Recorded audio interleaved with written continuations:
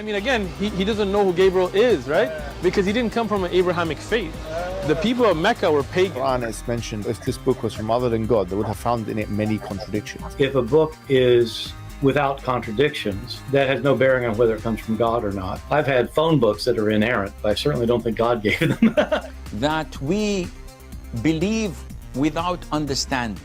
The brother asked a very important question, that most of the scholars say that listening to music, watching movies, and most of the television programs, they're haram. So how can we have fun?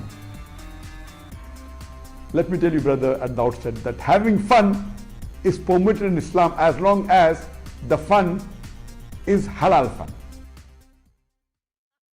All right, hello everyone, and peace of Christ to all of you. Please invite your friends and let us have some good time together.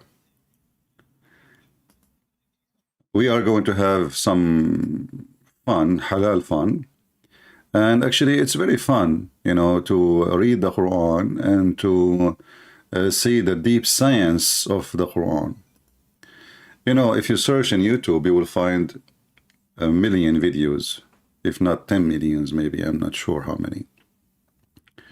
Articles and, you know, all over. All of them, they speak about the scientific facts in the Quran, and they put for you even pictures of, you know, actors who have nothing to do with this religion. Just to convince you, just to get you click. So like this one have 1.5 million. Do science and Quran say the same thing? Oh yeah, sure. You know, Allah, he created the stars so he can shoot shaitan in his ass if we try to spy at him. And, you know, there's a stars only in the lowest heaven. And then the Muslim, the same Muslim who claims science in the Quran, they say when the Quran say lower heaven, he means the atmosphere. So the stars are in the atmosphere. This is the same book who do not know which one Allah created first, the stars or the trees, the mountains, or, you know. So look how many, and look, they put for you Einstein and etc. Look, Einstein there, scientific miracle in the Quran. And then in the beginning, you see Einstein. And very famous, and sure, later they will say after he died, he converted to Islam. Dr. Alison Patty, plumber, scientist fact, finally accepting the Quran is from Allah. Would I accept the Quran from Allah, me myself? Because that will not change anything. Allah is stupid. My Skype is open. If there is any Muslim, he dare to call us. And as you see, our topic today is about the Ifrit. This is my Skype. If you are a Muslim, and Muslim only, please. If you are a Muslim and you believe the Quran is a book made by someone, you call him Allah, Aka Muhammad, call me and let us see how this Ifrit he jump in your Muslim books. See, the Quran is a book of science. So there's a guy, his name is Solomon. Solomon is a Jew. This Solomon, he have a flying carpet. All of us, we saw the flying carpet of Aladdin. Aladdin is a collection of stories, but actually it's not like, you know, they say to you there's an author for it. No, it's a collection of stories used to be mentioned in the population, like in the Middle East. Specifically, most of it's coming from Persia, India, and then they come to the Middle East. So there's Aladdin. He have a flying carpet. He have a girlfriend. And in the monkey, like here you see a monkey, but not in the story. And he have a genie. He find a candle. He cleaned the dust from the candles. The genie come from the candle. But all of those things we see in the Quran. I challenge any Muslim to say to me, I'm lying.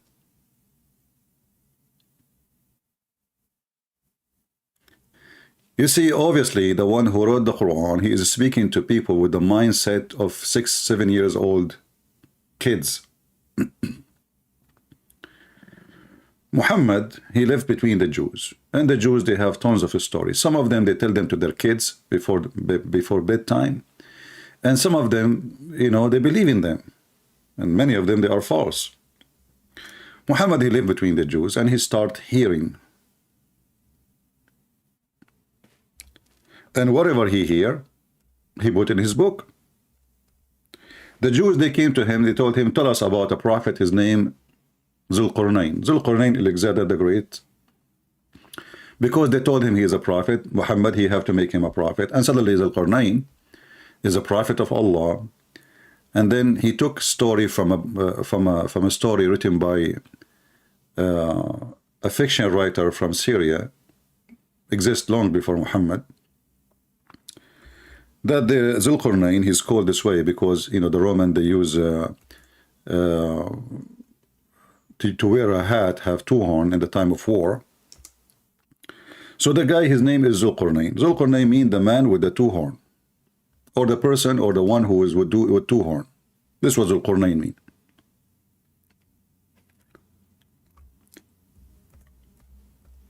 Muhammad, he took the story. First, in the beginning, he could not answer them. He asked for some time. Supposedly Allah will send him revelation.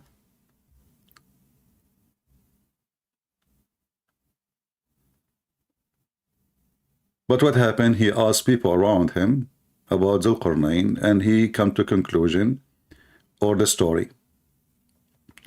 And the story is very simple.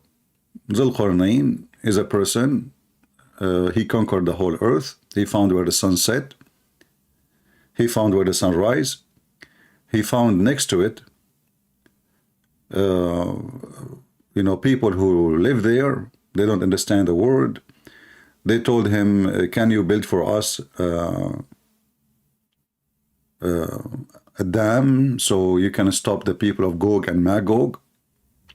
And then if we ask ourselves about Gog and Magog, I mean, you see the description come from the Muslims. First of all, they are Asian, because Muhammad always, he looked at the Asian as an evil race, because he is racist. So he described Gog and Magog as Asian people who, you know, actually the Turk, according to Muslims, the Turkish is one of Gog and Magog people.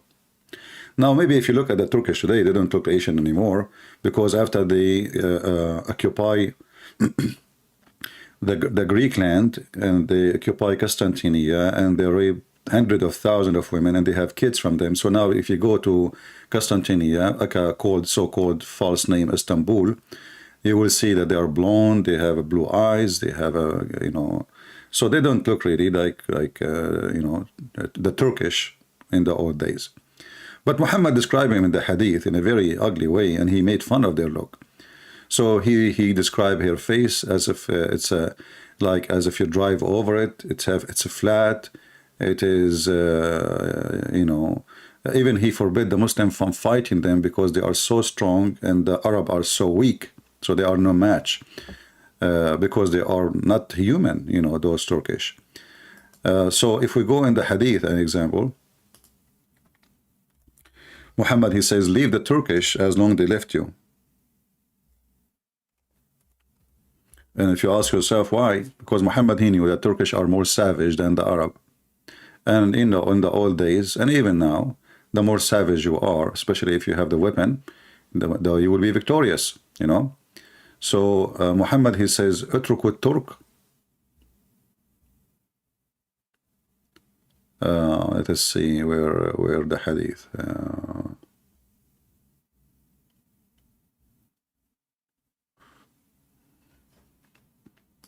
Let us find it.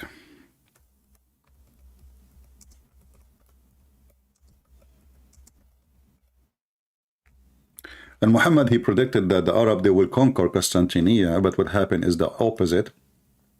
It was the Turkish. You know, Muhammad in his time, he was speaking to the Muslims who they are Arab. Maybe we can say 99.9 of them, they are Arab.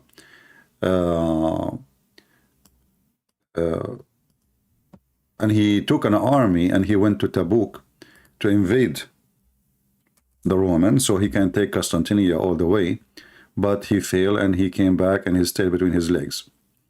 And then more than 1,000 years after, the Turkish, they were able to conquer Constantinople, and I pray to the Lord we will have it back sooner or later. You never lose your right as long you are asking for it and teaching your kids about it. Here you see the Muhammad saying, the Prophet SAWS said, let the Absasian alone as long they let you alone. Why? Because he believed that the Absasian, the Ethiopian, they are very, very aggressive and they are very strong. So you better stay away from them, otherwise they will kill you, they will destroy you.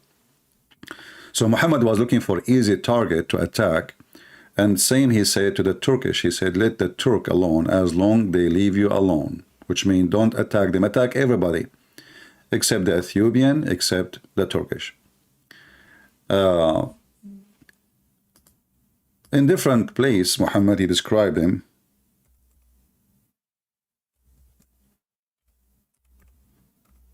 And those are the Gog of Magog people.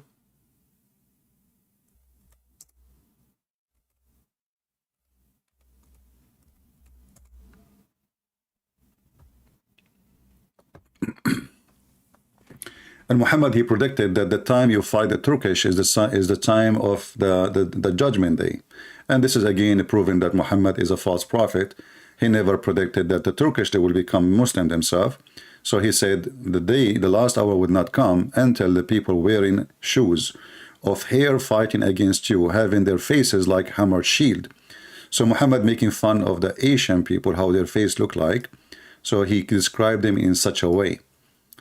And you know, he made fun of the black people too, and I wonder how in the world anyone who's black, he can even accept, black or Asian, he can accept such a white supremacist cult. Here you will see Muhammad making it clear that those are the Turkish, because somebody might say to you, well, this is not the Turkish, this is not about the Turkish. So the false prophet, he never predicted that the Turkish, they will become Muslims. As you see, he says, even in the time of the judgment, in the judgment day, still the Turkish are not Muslims and you will fight them. Do you see it? It's in front of you. And this is Sahih Hadith. The Muslim cannot say, oh, this is weak. This is Sahih Muslim. As you see the reference. Now, my Skype is open and I don't see any Muslim texting me to tell us about how they believe in the Ifrit. Me, myself, I like Ifrit. The teacher herself, when I was in school, she said to you, she said to me, you are Ifrit, because I was troublemaker. So Ifrit, Muhammad, he taught you that Allah, he gave Sulaiman Ifrit. What did this Ifrit do? According to the Muhammadan, this Ifrit, not only he is so powerful, but he is so fast. He is so fast. He can bring you anything from anywhere in the world in the blink of an eye. Any Muslim, really, a real Muslim, he can call us and tell us if he really believes in the Ifrit. Do we have any Muslim? He have the courage and the knowledge to call us and say, I'm proud to believe in Ifrit, and Ifrit is true. It's not a fiction story. Any Muhammadan?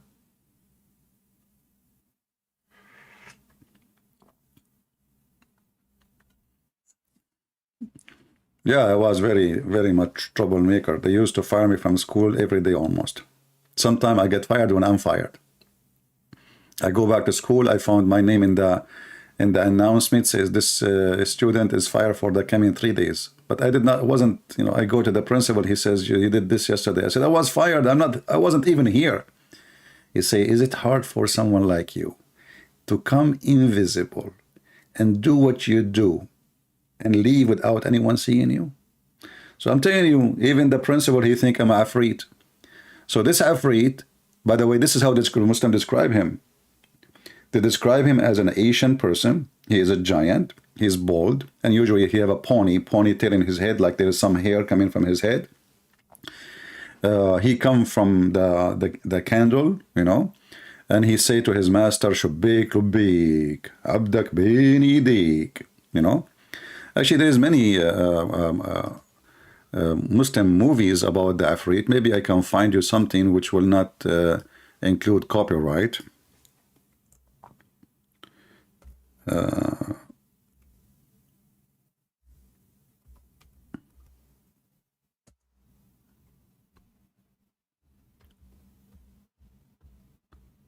Let us see.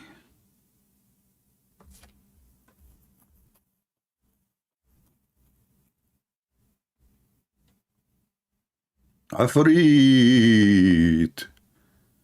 This, by the way, Afrit is not, somebody might say to you, it's a demon. No, Afrit is not a demon. Afrit is a creature who have a body. He have a physical body. He is so giant. He is so big. He go and sleep inside the candle.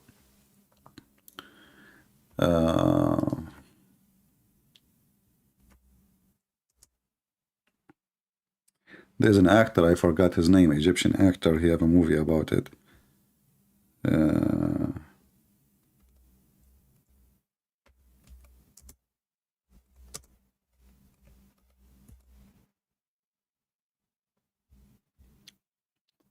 Here, like this is actually, here we go. This is a new movie. This is a movie they play in Ramadan. The Muslim, they play in Ramadan. So this is the Afrit. Do you see him, the Afrit? Now, for sure, they should get someone really bigger than this, but they could not get anybody bigger than that. So this is a Muslim TV, and all of them, they believe in the Afrit. You know, it's not like an exception because this is in the Quran, and as long as it's in the Quran, then it's a fact, brother. It's a fact, you know. So who is a Muslim believe in the Afrit would like to call us? Anyone? Look at the makeup he have, and you know, you see the ponytail in his head? Yeah. And usually they get someone really big. Not, I mean, this guy, Ismail Nabilsi. I know the other one, actually, Ismail Nabilsi is one of those actors. But what the name of the actor with him? I forgot his name. He's ugly. Afrit.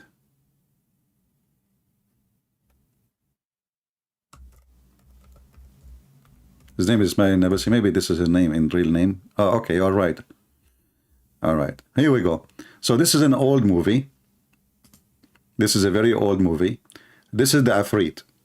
So this guy, he found a candle, you know, and then he wipe it out, and then the Afrit come to him in the bedroom. And each time he come out, he says to him, you know, I'm here to serve you. What do you want from me?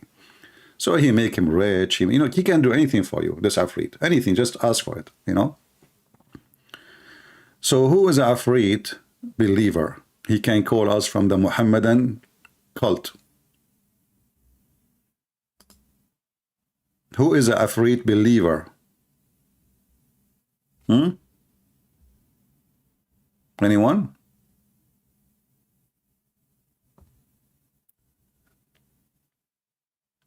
Look at them. You know, after we finish our casting, you will see Muslim making comment, Christian Prince is lying to you. Christian Prince, he have no truth. Christian Prince is fabricating. This word doesn't mean anything. When we say, who don't want to call me? Nobody call. Why you don't call and tell us what you want to say instead of the chat or text? Call us and get me busted live on air. Then you can take the video. You know, don't do as the same as little ones. They make videos to refute me. They say, it doesn't say that, CP. First, this hadith mentioned by Shushu, Shushu mentioned by Dudu, Dudu mentioned by Mumu, and Mimi said that this one is a liar. That's it. They refuted me now. See how easy? It doesn't say that, CP. People will laugh at you. Actually, what you are saying to us, that you Muslim, you lie about your prophet, and you have fabricated liars who wrote stories about your prophet. This is against you, not against me. I'm reading your books. Is that how you refute a person? How they refute me? They go to any hadith and they say, okay, This hadith, let us show you one have like some names in it. Like a bunch of names. I don't see names here.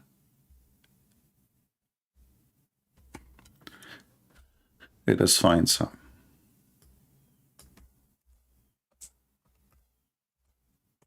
I will search for the word farting, because then you will find a lot of reference. Here we go, farting. So here it says that when Shaitan, he hear the Islamic prayer, the adhan, the call for the prayer, Shaitan, he start farting, which is proven to be scientifically accurate. According to science, they study that during the time of the prayer, Muslim prayer, the methanol increase in a dramatic way, scary way, around mosque. Why? Because Shaitan, he fart. Science, brother, science. And why Shaitan, he fart? Because he didn't want to hear the prayer. I mean, makes sense. I don't hear it now. I don't hear the prayer. This is Muhammad speaking to people in the age of 6 years old. This can't be for an adult.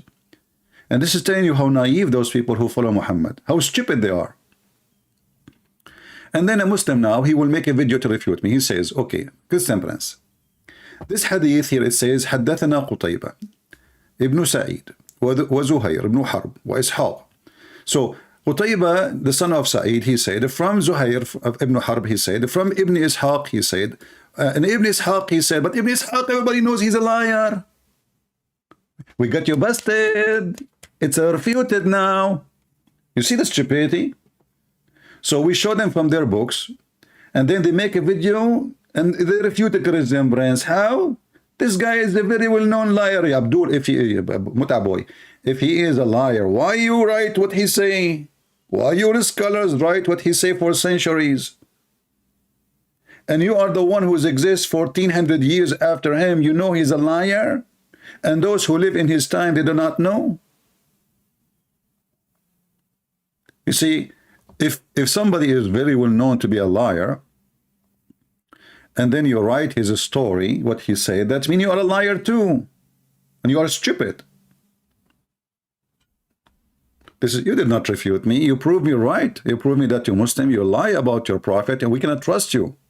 Even the companion of your prophet, they are liars. But now we have bigger problem. The story of the Afrit is in the Quran. This is in the Quran. Look at the Afrit in the Quran, brother. An Afrit strong from the jinn said, I will bring it for you before you rise from your place. What the heck? This Afrit, you want to bring the throne of the king, the queen of Yemen. What do you want me to do?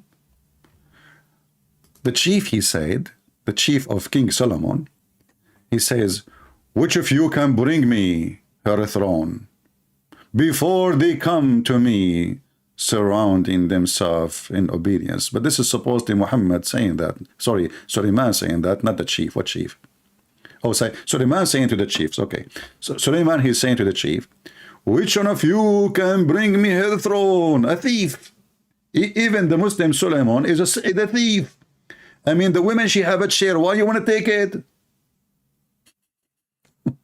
You see the mentality of a thief? Do you see the mentality of a thief? A guy, and who is the one who told Suleiman about this? A bird, brother. A bird. Al-Hudhud, brother.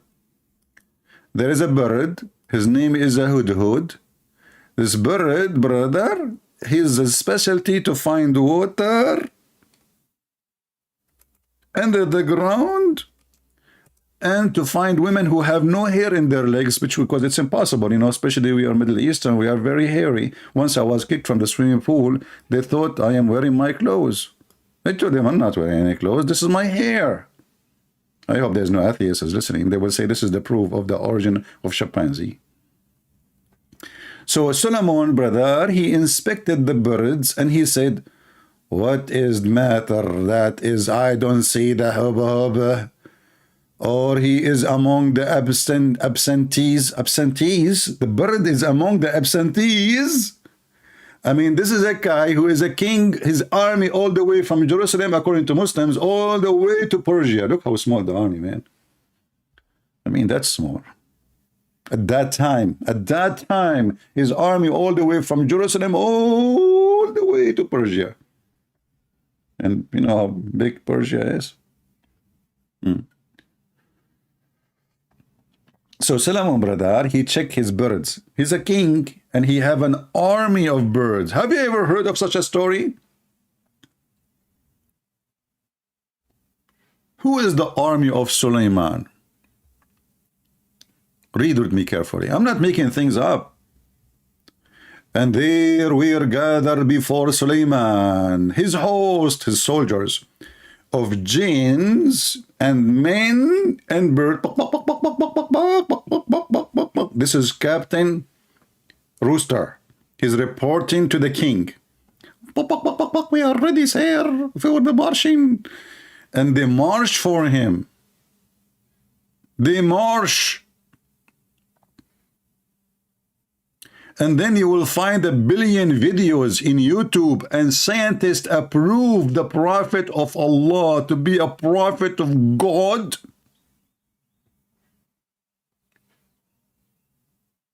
An army of birds.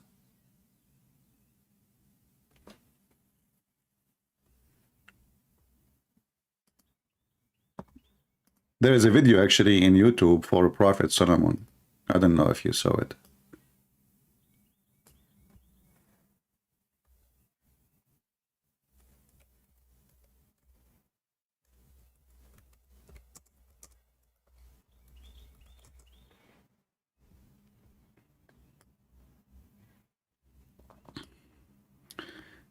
This guy is holding a stick, and there's like 10,000 chickens following him. Watch the video. I don't know if you saw it or not. Takbir! And the chicken, they are after him by thousands, brother. Chinese farmer and his 70,000 chicken. An army of a chicken. Bak, bak, bak, bak, bak, bak, bak, bak, bak, bak, bak, bak. I mean, who can... Look at this. The guy, he is... Oh boy. We don't... So, this is what the Muslims believe. This is the science of Allah. Those are the stories in the Quran. So when those fools, they try to fool you, you must be really a damn fool. Officially.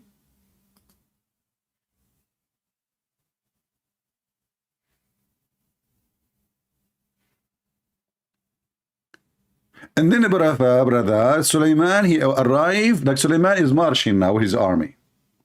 He arrived now to the valley of the ants. What the heck? There's a valley, is the valley of the ants. Yes, brother. They have a flag, and the flag is an ant. The valley of the ants. There's ants everywhere. Actually, in fact, Abdul, there's an ant in your pant as we speak. Because you are moving your ass, you don't dare to call me, you don't know what to say, and you are ashamed of your God. So till when they came to the valley of the ants, one of the ants, look, just one, brother. Allah reporting for us, only one ant. She is the Speaker of the House, Nancy Pelosi. Nancy Pelosi, the ant, she took the microphone. She said to the other ants, the Democrat, "Oh, ants, enter your dwelling, otherwise Trump will crush you." And this will happen next month. Just wait for election.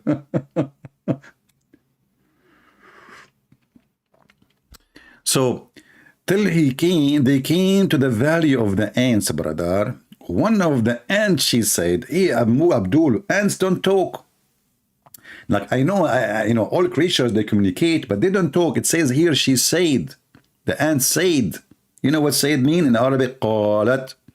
قالت means she used his mouth to speak with her tongue, with her voice, but ants don't talk, they are mute. So one of the ants, she said to the other ants, enter your dwelling list, Solomon will crush you. I will pay half of my treasure, which is very, little. If a Muslim can tell me how she know his name is Sulaiman. Look, I can take it like the ant. She told the ants, let us hide, there's an army is coming, no problem. But she knew his name is Sulaiman. That is something. How she knew? How this ant, she knew that his name is Sulaiman. I'm guessing that Sulaiman, he was in YouTube at that time. And he make videos for ants, speaking their language. So he's very famous between the ants. Actually, he was like 1 trillion subscribers from the ants. How they knew his name? So this is what the ant she's saying. The ant, she said literally, hide, otherwise Solomon is going to destroy you. Yeah, the value of the atoms, exactly, Elena. You're right, good one. Guys, remember yesterday we mentioned, or less than, about more than 24 hours ago, we mentioned that the Muslim, they made the word ant, they claim it is atom, when the word in Arabic is dharra. Dharra is the baby ant, the small tiny ant. You remember? Who remember? So we mentioned how the Muslim, they lie, and we showed you their interpretation, how the word atoms have nothing to do with the Quran saying. The Quran saying dharra, and dharra is an ant. So those liars, they fabricate things to make the Quran a book, when it's not a book, it's a collection of fairy tale stories. And actually, it's the same as 1000 Night and Night. It is a book collected long after those stories came to exist. Even the Muslims agree that this book was collected, never been written as a book. And actually, until now, we don't have the Quran. Nobody have the Quran. They don't have a single copy of the Quran. They don't have a single copy of Al-Bukhari. They don't have a single copy of Sahih Muslim. So then you ask yourself, so what they have? You see, Sahih Muslim, Al-Bukhari, those are the most important books for Muslims after the Quran. They don't have any, not a single page for the guy who is named Muslim or the guy whose name is Al-Bukhari. And the funny, both of them, they are not Arab. I mean, isn't it funny that the one who collected the stories of Muhammad, they themselves are not Arab? Isn't it? They have nothing to do with Saudi Arabia. They have nothing to do with Arabia. They have nothing to do with Muhammad. This is not a, this is they claim that from come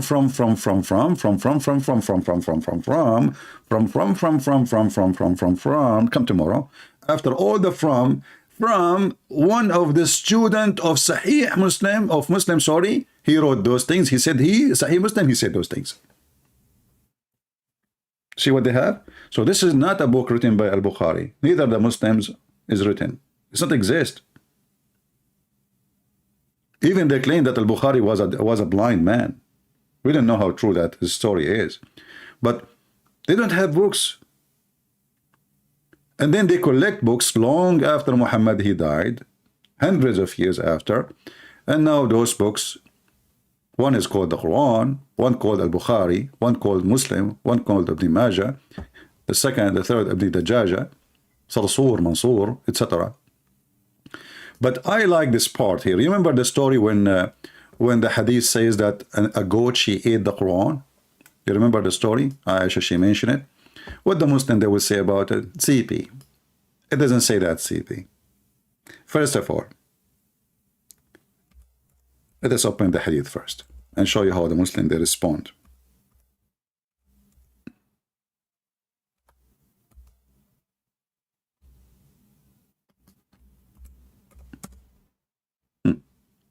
So Muhammad is dead.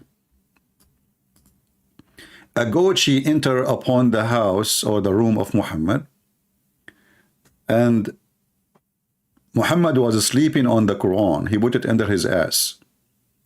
The goat, she flipped Muhammad. She flipped his ass. She took the Quran, and this goat is very evil. She start looking for certain verses, and look at the connection. What goat they do? They give milk. Usually people don't grow goat really for their meat. Their meat is ugly. It's not good. It's hard to cook. They grow them for milk. So the goat, brother, she start obviously using her tongue, flipping pages one after one, until she found the breast feeding for adult verses. For what? The religion, the conservative religion of Allah. Allah, he ordered Muslim women to give their boobs to strangers so he can suckle them 10 times. And this was in the Quran.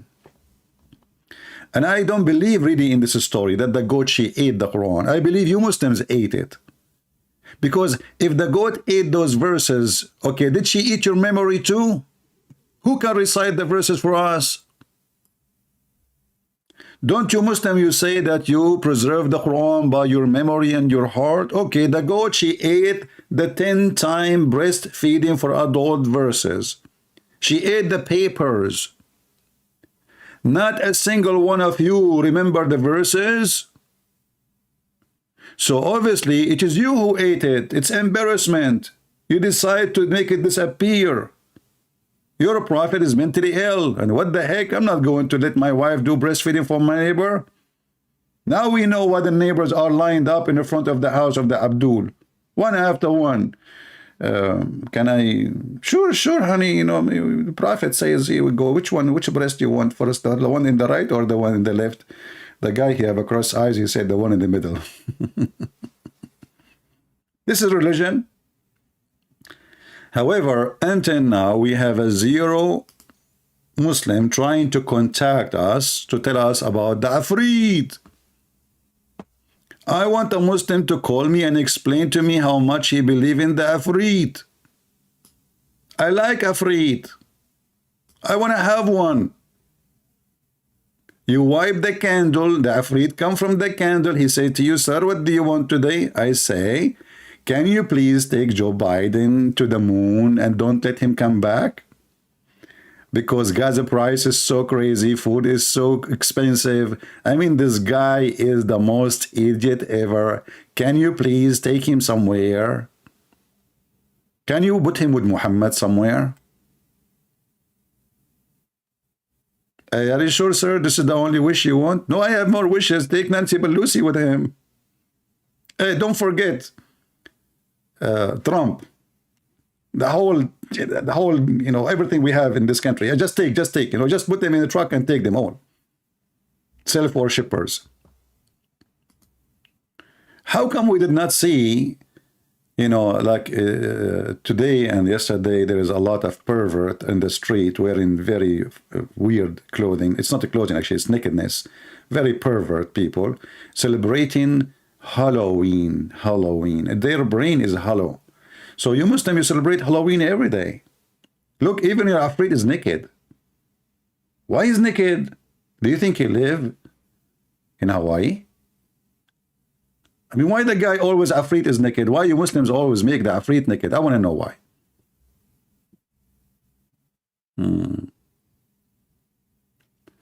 Put the Skype name in the third lower part of the screen.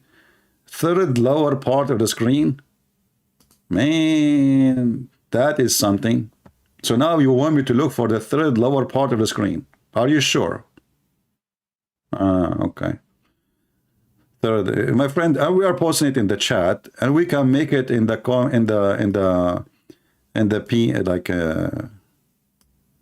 what they call it, like in the message in the front when you enter, pinned message. Still, they don't call. They don't dare to call. We can post in it. Do we have any Afreed here? Hey, Afreed, can you find me a woman? She don't want my credit card. and she is not going to give me headache. And she is beautiful, but she is not so proud. And she have 7 boobs, you know, 7 boobs. I don't want the boring thing. 2 boobs. Enough is enough. We have those for centuries, thousands of years. 7 boobs. You know what? Make them 8. 8. Like in case one of them went flat. All right. And can you find me a woman? She have like 3 eyes, you know, because I like women eyes. Like I look at them, man, you know, especially if they have a cross eyes. So can you make her have 3 eyes, 2 noses? Okay. You know, are you writing down, Afrit?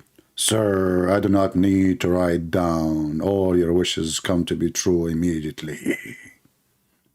Afrit, in the Quran. Are you sure?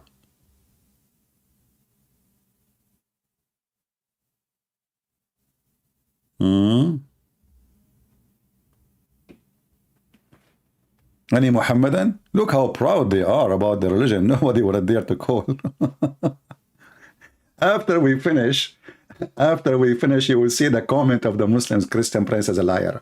Christian Prince, I challenge you. Why you don't debate Zakir Naik if you are really a person? You coward. All of you run away from me. Secondly, Terunem. Oh, who's calling? Christian Prince. I did not run away from you, and I can debate you anytime. Okay, let's do it right now. Right now I'm busy. Okay, what about tomorrow? Tomorrow I'm busy. Okay, what about next week? The next week I'm busy. Okay, Zakir Naik. So when you are going to debate Christian Prince, I am a busy man. Actually, if you go to my website, www.busydakirnaik.com, you will see how busy I am, so I cannot. The guy, his name, what his name? Shabir Ali. They asked him, that ABN TV, they scheduled a debate between me and him. The guy, I told those ABN, they are, it's run by a bunch of naive people, what I can say. I told them, don't say Christian Prince. He would never dare to do it. But they don't listen. So the guy, he bought my book. I saw his name in Amazon. After he bought my book, he sent an email to ABN saying, I apologize, I cannot do it because I'm doing my PhD. And since then, Shabir Ali became a doctor. He finished his doctor, a PhD. He is teaching somewhere. Still, he is busy. He is doing PhD. Someone's come to Christian Prince. He have time to David Wood. He have time for everybody. But with the Christian Prince, he is busy. Busy.com. Do we have any Muhammadan would like to go and call us? Any Muhammadan would like to call us? So Mr. Afrit is calling you. Listen, if Allah is with you, Afrit is with you, Muhammad is with you, Jibreel is with you, where is your fear coming from? Look at this Afrit. You will win.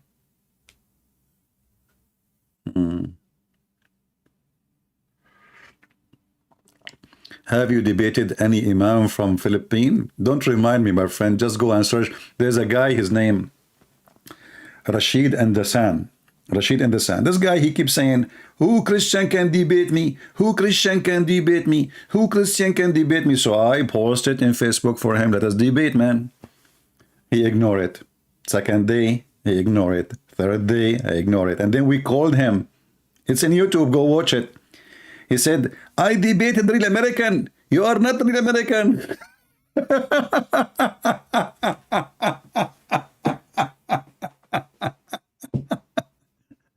Well, this is why you debated him, because he's an American and I am an Arab. This is why you are terrified and you have poop on your pants. I debated real American. You are not real American. Like, what the heck does that mean? This guy, he debated real American. I look Chinese, by the way. When I went to Singapore, they asked me, where are you from? I said, China. They said, how you say so? I said, I eat Chinese food. Prove me wrong.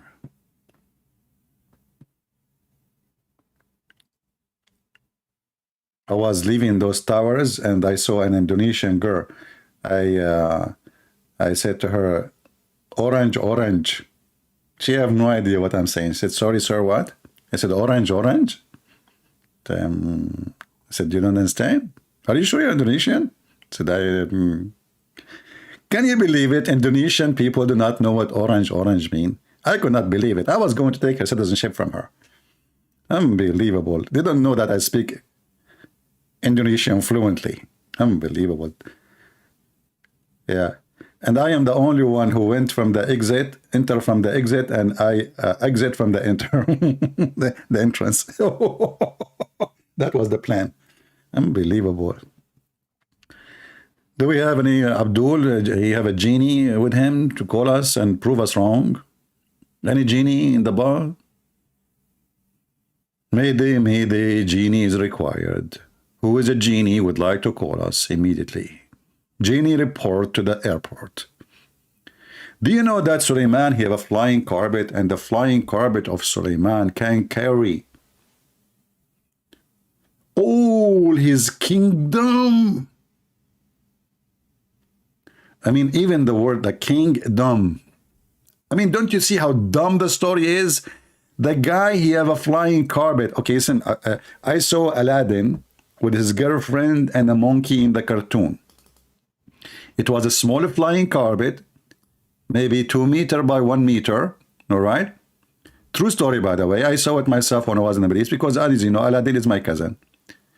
But a flying carpet can carry all his kingdom and his army and his houses and his cooks and his chickens, all in the top of the flying carpet. Don't you think this is too much hashish?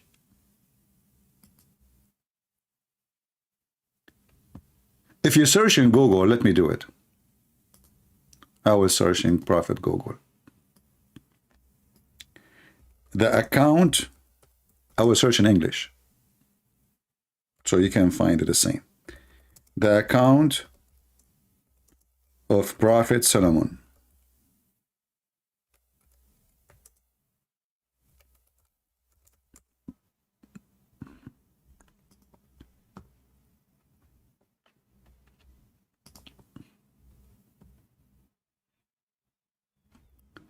This is a different article. Let's see this one. This one. I mean, yeah, you will find maybe this one.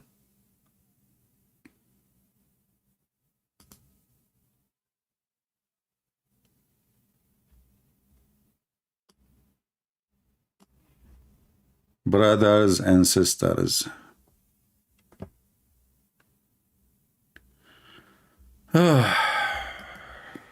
What I can say.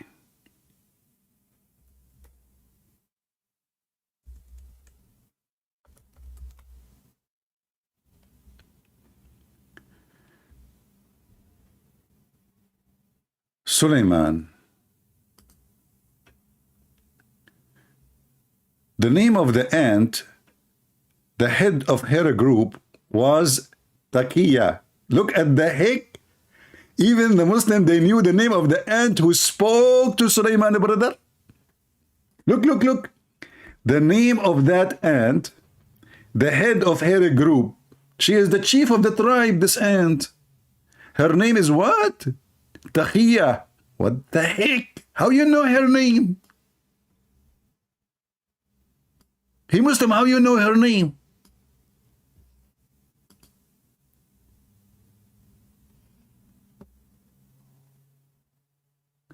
That's deep. Those Muslims, they knew everything. They were able to investigate and go back in time, couple of thousands of years, and they check and they ask every ant, who was there in the time of a Prophet Solomon? Do you remember who was the name of the chief of the girls who was? So she called the other ants to protect themselves by seeking shelter inside their holes. What the heck? Respect yourself, man. What do you mean their holes? And cried what everyone said to Suleiman as ears. Suleiman heard the ant statement from a distance of 3 miles. Look at the reception of Suleiman. I mean, do you see the reception, brother? Brothers and sisters, can you see the reception? Who of you have such a reception? 3 miles away. Suleiman, he was able to hear the ant from a 3 miles. Who wants some coffee? My Greek coffee. So he alighted and ordered Taqiya brought to him. What the heck? I don't understand. Okay, well, hold on. So he alighted and ordered Taqiya brought him. So, and he asked her, oh, he ordered his army to bring her. Bring this ant to me. Hey, ant, come here. Come here. Please, sir, please. Please.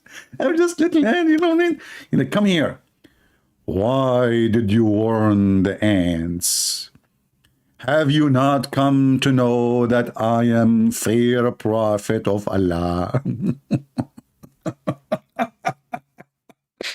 Unbelievable. Imagine you are arrested by the secret police of Suleiman, and now they are investigating you because you are an ant who told the other ants to hide in your holes. What the holy book? This is a holy book. And why were you afraid, lest and I, my host, should smash you all? Taqiya, she said, O Prophet of Allah, I did not mean the some smashing of the bodies, but a smashing of the heart. Like, what the heck?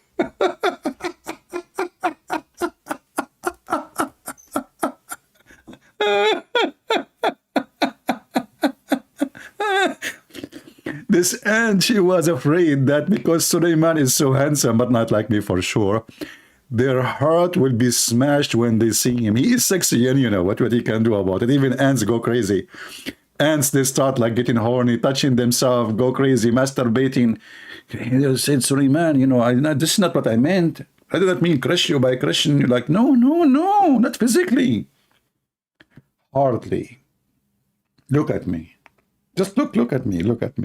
I'm melting right now.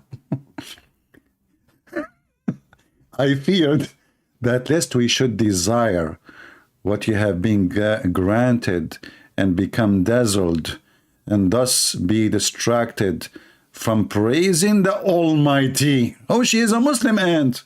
MashaAllah. She is a Muslim female ant, and she don't want the ants to be distracted by what he been given, brother. Until now, we are waiting for any Abdul who believe in Afrit to call us. Afrit believer is wanted. Until now, zero Afrit believer. Obviously, they knew that this is something they cannot defend. It's stupid. Their religion is stupid. And the one who believes in it must be stupid too. This is what the Muslim trying to convince you with? That this is from God. His name is Allah. Huh?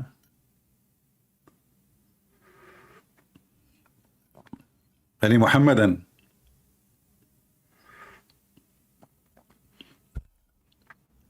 I'm not going to finish the Afrit story today, hoping that some Muslims will have the courage and the knowledge to call me later. Maybe tomorrow if we go live. So I will try, how long we are here now? I will try to make it short today because people complain my videos is so long. This is the religion? This is the religion? Genie in the ball? And by the way, do you know that according to Muhammad, 10 Afrit, who they are black, they rode Muhammad on his back all day long, and they were naked. Do you know that? There's a chapter in the Quran, it's called the chapter of the genie. Even the genie have a chapter, brother.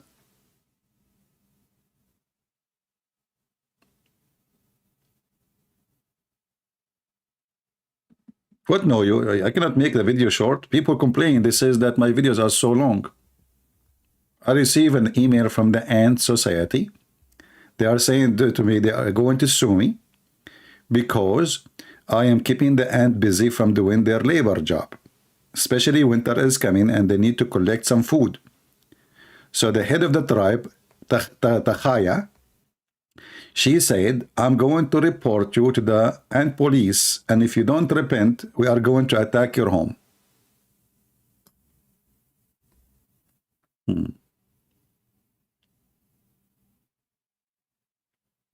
Any Abdul? So Suleiman, he brought the ant for a questioning. And you know, the funny is that in the Quran it says that Allah, he taught Suleiman the language of the birds. But yet Suleiman, he understands the language of the ants. Look like Suleiman, he went to the wrong school. Look at this. And Solomon, or Suleiman, inherited the knowledge of David. How we can inherit, inherit knowledge? Okay. He said, "O mankind, we have been taught the language of the birds."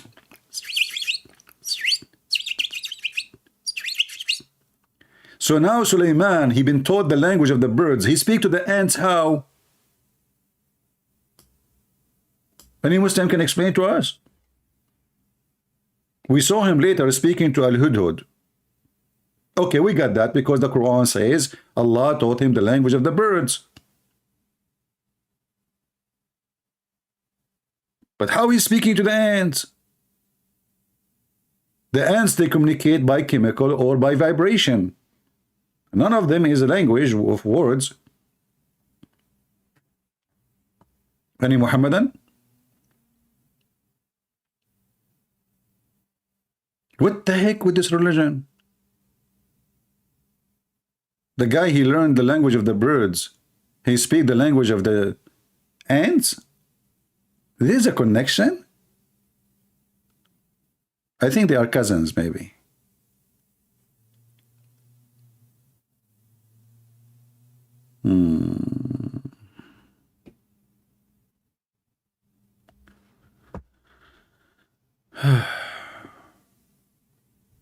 Any Muhammadan?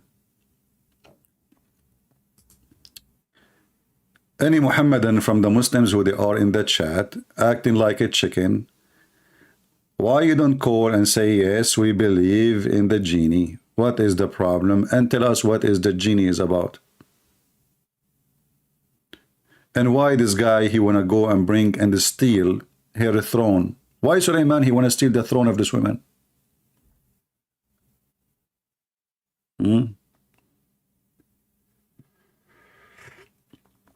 Don't ask me questions that have nothing to do with the topic right now, please, because you see, the Muslim, they would love, this is what people do, by the way. This is why Muslims, they flourish when they debate people who they are not consistent with the topic. So they call like someone without mentioning, even if mention names, like David Wood. And then David Wood, he cannot control a Muslim debate. The Muslim will be all over the place. He mentioned 1,000 things. By doing that, they avoid the topic, which is supposedly in the stage. Don't do that. We have a topic, focus with it. When we say we are done, who have a question, give me a question, have nothing to do with the topic. Do mature adult thinking before you make a comment. Do we have any Muslim? He want to tell us about Mr. Genie, the Virginie. Genie, Afrit, and he is Afrit, by the way. This is not a normal genie. Afrit is very well known that he is so fast. Mean, Afrit. This is Afrit. This is not just joke, you know, brother. This is not anything. This is Afrit. Do you know what Afrit mean? This is a special genie. He's so fast, he's so powerful. He can make your wish come to be true in a second before you blink your eyes. I have a question. Do you know Robo Christian? Well, I'm going to block you for such a question. I mean, no, I do not know him. In YouTube, yes. But what this have to do with my topic now? Why people are stupid? I have a question. Do you know my dad and my mom? Do you know this guy? I'm here for this now. Go on, you know, what's wrong with people? Kids, you need a free to teach you how to behave. Are you going to ask me now, do you know Trump? What is next? I know nobody. I'm here for a reason. I'm not here to know this and that. I'm here to teach you. You like it, you stay. You don't like it, leave. Don't be silly. Don't act like a kid. So Afrit, Mr. Afrit, my Skype is open and Afrit is not calling. Not a single Muslim Afrit is calling. Why? Because they knew their religion is a joke. They knew that they have no match. They knew they will call somebody he do not know how to answer them. Here, their Afrit disappear. They have no courage, they have no knowledge.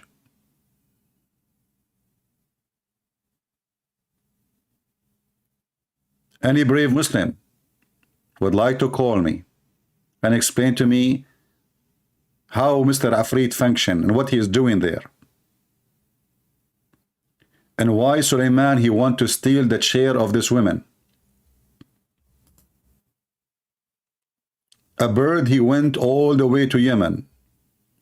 And you know, by the way, the Muslim, they claim that this bird can find things even under the ground. You know? But there is an argument, there is a debate about this bird happening between a Muslim Arab and the cousin of Muhammad. So the Muslim, they say that this bird can see things nobody can see. No other bird can see. He's a specialist. And therefore, this is why he is the one who discovered what nobody discovered. But as you see, this is a big kingdom. I mean, what been discovered? But there is funny argument happening about this bird. If you go and see the story of Ibn Abbas, when Ibn Abbas, he mentioned that this bird can see even water under the ground. An Arab man, he said to him, well, if this is true, if this bird can see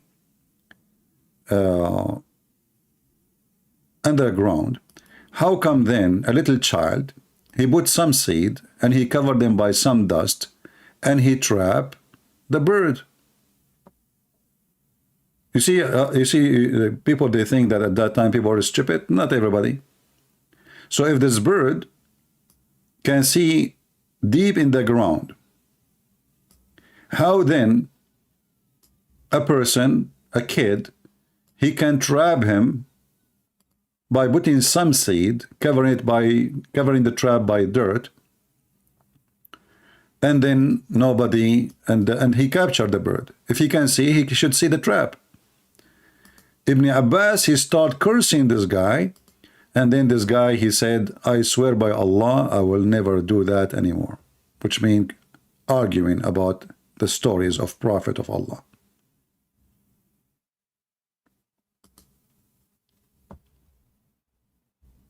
Ibn Abbas got busted, and then the Muslim right away, when you get them busted, they start making noise, and they start cursing you, may Allah kill you, may Allah destroy you, you're questioning the Quran.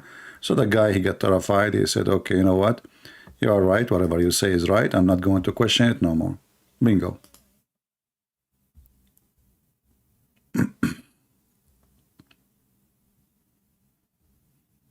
Do we have any Muslim? Any Muslim who believe in Mr. Afrit would like to call us.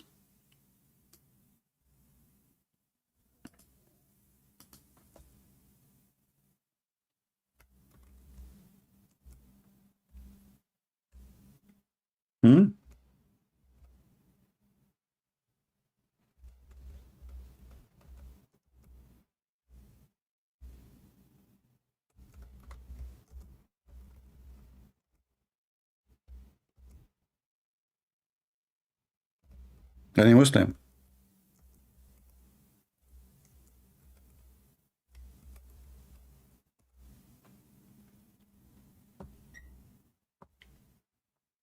Nobody? So you are brave, huh? And you have knowledge, huh? And later you will say to me, it doesn't say that, CP, huh? But when I'm live, you are dead.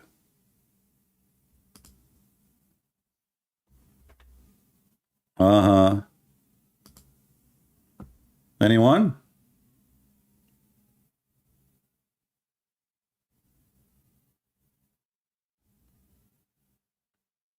Any Abdul?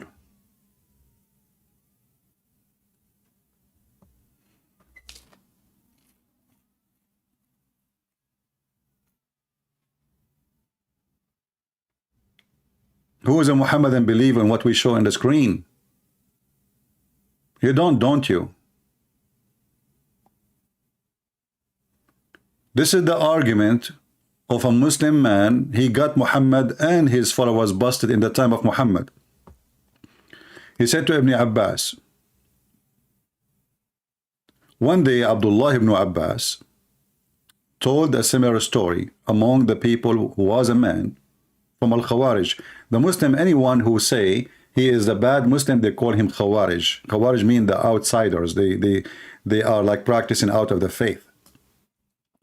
Whose name was Nafi' bin al-Azraq, who often used to raise objections to Ibn Abbas. Look how evil he is. He said to him, stop Ibn Abbas. You will be defeated, between two brackets, in argument today. Ibn Abbas, he said, why? Nafi', he said, you are telling us that the hubub can see water beneath the ground. But any boy can put seed in a trap and cover the trap with dirt, and the hubub will come and take the seed. So how the boy can catch him in a trap? You see, you Muslims, you are in a trap.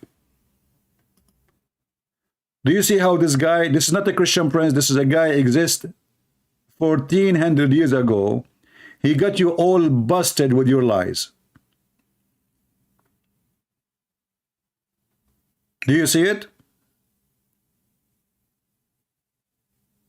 And this is Ibn Kathir. And then what Ibn Abbas, he said, did he refute him? No. He started cursing the man. Ibn Abbas says, if was not for the fact that this man would go and tell others that he had defeated Ibn Abbas in argument, I would never answer. Okay, how he answer? Then he said to Ibn Nafi', when the degree strike a person, his eyes become blind. Like, they start cursing the guy. Supposedly now he's refuting him. But do you see how they refute? Do you see how strong the refutation? Like, what the heck? So now Ibn Abbas, he was afraid that people will say he was defeated in argument. How he answer? May Allah curse you. May Allah kill you. May Allah make you blind. May Allah make your private part not to work. May Allah, the guy said, okay, that's it, man. That's it. That's stop. That's it. That's it. You won. Okay, you know. And supposedly now, Ibn Abbas, who been hired by Muhammad to explain the Quran, he refuted the guy. Do you see it? The guy, he asked a question, how in the world you are telling me that the bird can see the water all the way deep in the ground, yet a little kid, he put some seed and he put a trap next to it, and then the bird will not see the trap, and they will capture the bird. So a bird who can see deep in the ground, he should see the trap.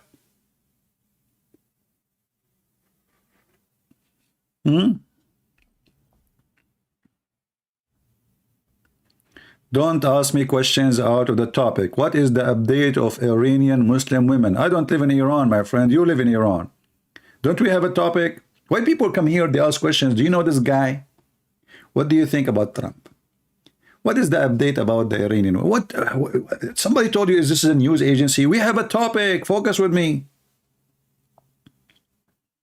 Hey, Christian Prince, do you know why Sam Shamoun is bald? Yeah, I know. He used bleach instead of shampoo. I mean, what's my business?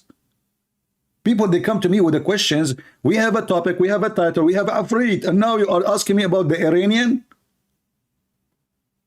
What's wrong with people?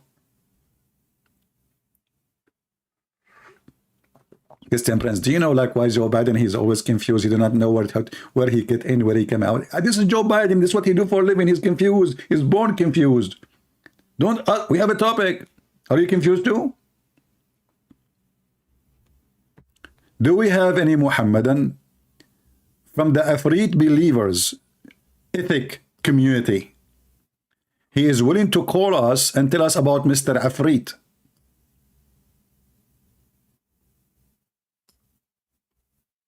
Anyone?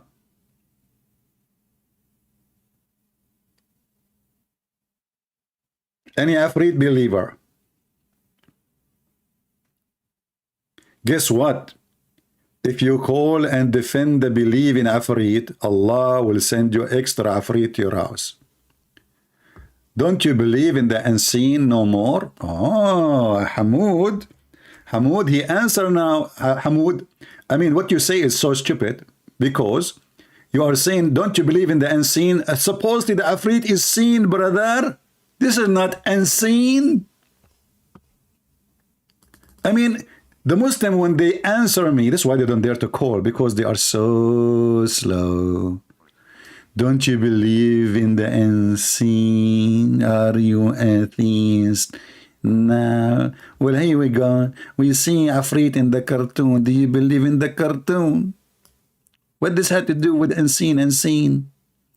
So you could not respond, and now you are telling me, don't you believe in the unseen? Are you atheist now? Afrit is something you can see. Hello? Are you saying to me you Muslim never saw Afrit and you believe in him? So all the story in the Sulaiman story is a lie? Huh? He is an invisible Afrit. So how you know he's bald, he have a ponytail, he is big? What the heck is that? Believe in the unseen. Huh? Anything is unseen, we must believe in it. Unseen. We have to believe in the unseen. Allah is unseen too. He's Afrit. Prove to me that Allah is not Afrit and he don't have a ponytail in his top of his head. Prove it. Go ahead. He have hands. And you Muslim, you say his hand is not like us. Afrit, his hand is not like us. Look at them. Let me show you the picture again. Look with me. Look. Oh. This is Afrit hands. They look like us? No. They're Afrit hands. Look at his ears. Allah have ears. Is his ears like us? No. Allah must be Afrit. So now you are telling me, you don't believe in the unseen no more. Are you an atheist now? Brother, did you go to the bathroom today or not yet? Sounds like a diarrhea question. Do we have any Muslim? He can tell us why he believe in the Afrit. We are asking a specific question. And the Afrit of today is not a Trump, is not Joe Biden, is not Putin, is not all the idiot we have in this world. Afrit is in your Quran. So don't tell me this is weak Afrit from the weak Quran. That will be hilarious. And this Afrit, he have a specialty. He is a thief. He steals chairs. I'm afraid right now, actually. I'm sitting in the chair. This Afrit will come and take my chair. That's what the Quran is saying. Sulaiman, he says, who wanna go and get me here a chair? Why Sulaiman want to take the chair of the woman? He was a furniture thief. Hey Muslim, was he a furniture thief? Can you where in the Quran it says Afrit look like that?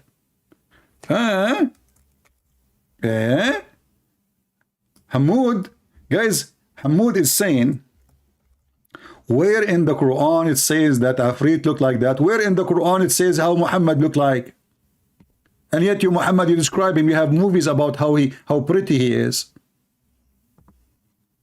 Suddenly now Muslims, they go only by what the Quran says. Can you show me in the Quran where it says he is like that? Where in the Quran says that Muhammad was so white and his belly button is so beautiful? Where in the Quran says that Shaitan, he spit at Adam and that's why he have a belly bump? Where in the Quran it says that shaitan, he have sex with himself, he have a penis and he have a vagina, one in the right thigh and one in the left thigh. So when he want to have sex with himself, he shake this into this and he do nikah, so he himself. All of this is not in the Quran. So now you believe in the Quran only? Where in the Quran it says how you pray, how you fast? How in the Quran it says how you wash your private part? Where in the Quran it says how you say Allahu Akbar? Where in the Quran it says the Shahada? I mean, you Muslims are very weird. You must be afraid, aren't you? So you try to make to be afraid, avoiding the question, and you say, where in the Quran it says that, CB? It doesn't say that in the Quran, CB. It says in the Quran that this afraid, he steal furniture. What say you about that? The Quran says that this guy, specifically, he steals chairs. If you come to my house, I have only a few chairs anyway. All of them, they are nailed to the ground. I cannot trust the afraid of these days or the old days. They will take your chair. They love a chair, especially if they are old. And I am a Christian prince, so I am a royal already. So my chair is a royal chair, so he will steal it. That's why I have an insurance over my chair. You know, I call the Habasha insurance. You better tag me now. Okay, I will tag you now. Here we go. I will block you because you are not saying anything. I'm waiting for answer. Potato, go. Let your dad come here. Habasha. You are just like a chicken. You go, you make noise, and you play with your feet to looking for the worms, but the worm is you because you are digging for yourself. Here we go. If you are a man, call me and let everybody hear you. Don't play hero in the chat. Text terrorist. The same thing you want to say to me in the chat, call me and say it. Like everybody hear you. Why you are afraid? Afraid will support you. Call the afraid of Allah. Wipe the candle of Aladdin, and the afraid of Allah will come with you, and he will support you. What are you waiting for? Afraid as never before. Can you believe it that we open our Skype? When I say I'm not going to open Skype today, the Muslims, they say, Christian Prince, we want to call you and you are a coward, they are running away. When I keep saying, who want to call me? Nobody call. If I say now I'm going to close my Skype, they will say, he ran away. We wanted to call him, but he closed his Skype. He's a coward. He's not afraid like us. We are afraid. How many afraid Allah have? Do you know even that Muslims believe that Allah have a dog? I mean, this is funny? Muhammad, he said to his cousin who don't want to believe in Islam, aren't you afraid that Allah will send his dog to eat you? And then the cartoon comes, Scooby-Doo, which is inspired by Prophet Muhammad. Scooby-Doo is the dog of Allah. Allah have a dog, and the dog, he eat people. Okay, the dog of Allah eat people. Afraid do what?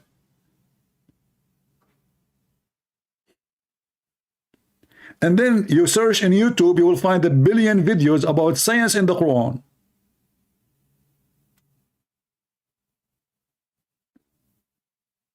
You Muslims don't even know how to make kimchi. What science? Not a single one of you. Until now, the jewelries in the Middle East, they take off Saturday because the one who make jewelries are not Muslims. Even the mosque you have is built by Christians. You don't even know how to build. Thanks to the Western now, they are educating you and giving you degrees.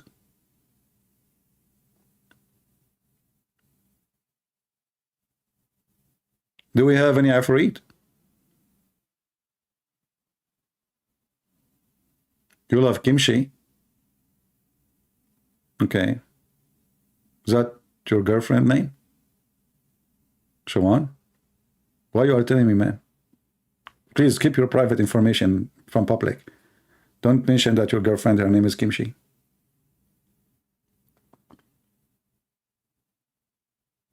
I believe that the kimchi makes sense more than the Quran. It tastes good,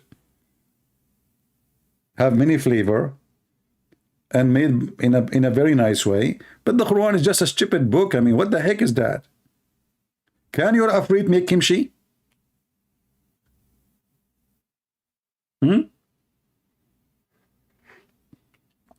Prove it. Afraid, huh? You have a God who provides you with afraid. شبيك لبيك Mr. Afrit بين يديك تكبير. And then the story here is even more hilarious. So when this aunt and her I cannot believe it that they knew her name. Unbelievable. How you know the name of the aunt who spoke to Solomon, brother? Do you register the names of anyone who speak to the King Solomon, brother? Those are the ministers. They write down in the day of etc. Prophet Solomon, he went to the valley of the ants, and then there is one of the ants. She said to the other ants, hide yourself, otherwise the Prophet Solomon will crush you. Then the prophet, he says, bring her here, arrest her, and he investigate with her, and he asked her, why you said that? She said, oh, Prophet Solomon.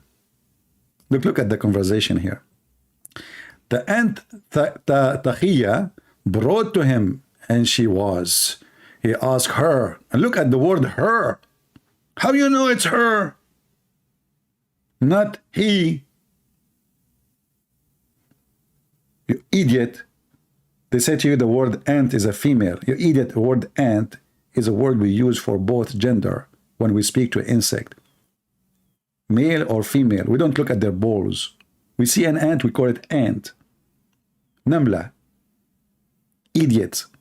Why did you warn the ants?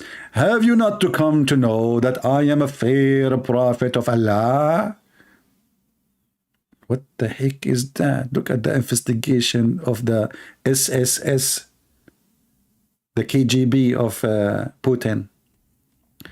Well, why you are afraid lest I am and I, my host, should smash you all? Takiya the ant, she said, O Prophet of Allah, I do not mean the smashing of the body, but the smashing of the heart. Look at the wisdom. This is an ant. If you're an ant now, it's time for you to be proud. If you are an ant, it's time for you to feel so proud. This is a real ant. And this is the wisdom of ants. The ant, she got Suleiman busted, you idiot. You are an idiot. I said he will crush you, he will smash you, but I meant the heart. Hey, Muslims, ants, they have heart? What kind of heart they have? www.dateandantheart.com.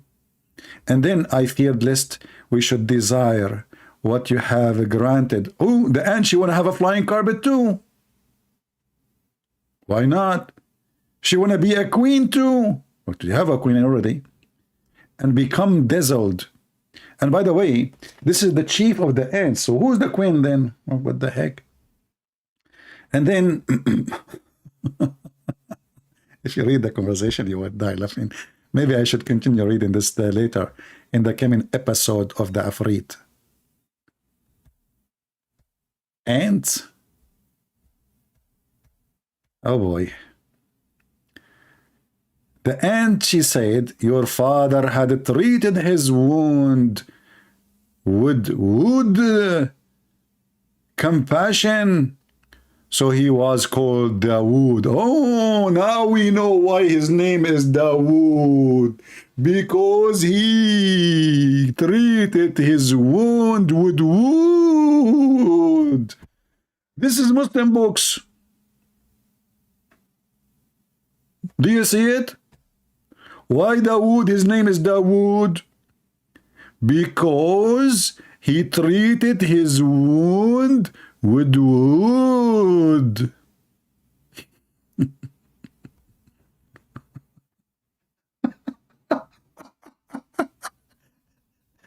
One day I'm going to die from heart attack laughing at this stupid religion. It's cold, yet I'm sweating. Unbelievable. What the heck with this, man? And I wish you, Solomon, you will join your father company. What the heck? She want him to die. Then she asked him, do you know why has the wind been subservient to you in particular from all other regions of the kingdom? Look at this ant. This is Einstein ant.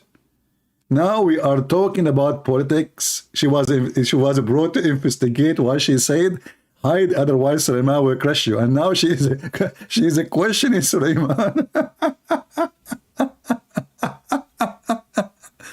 Solomon, he said, I have no knowledge of that. Look at this. Suleiman, he have knowledge, the ant, she have knowledge. Can you believe it? Look like the ant, she went to Jewish Orthodox school, and she learned everything about Suleiman, about his father.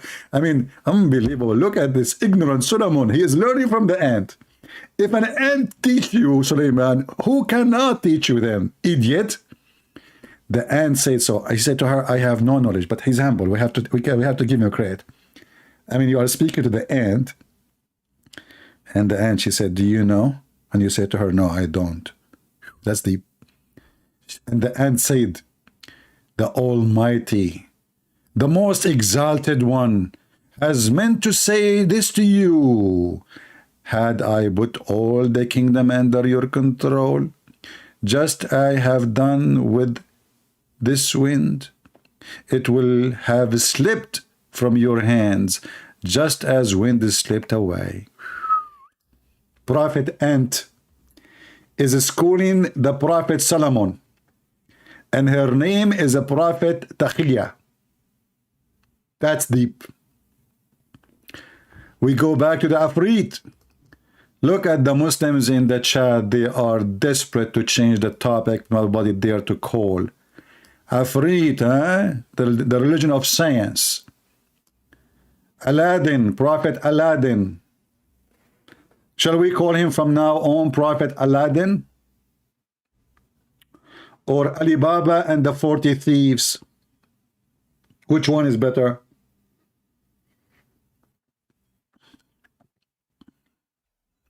Anyone?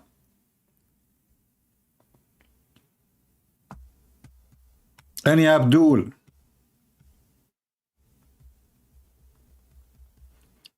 I am sure that the Muslim, they will try to use Sam Shamoun picture to make him Afrit, because he have no hair. Or Kojak. Anyone who have no hair at all, he is Afrit. Can you show us the validity of your source? Guys, a Muslim is asking question. When a Muslim he asks a question, he make poo-poo. Hamoud, he go mute for an hour and then he post a question.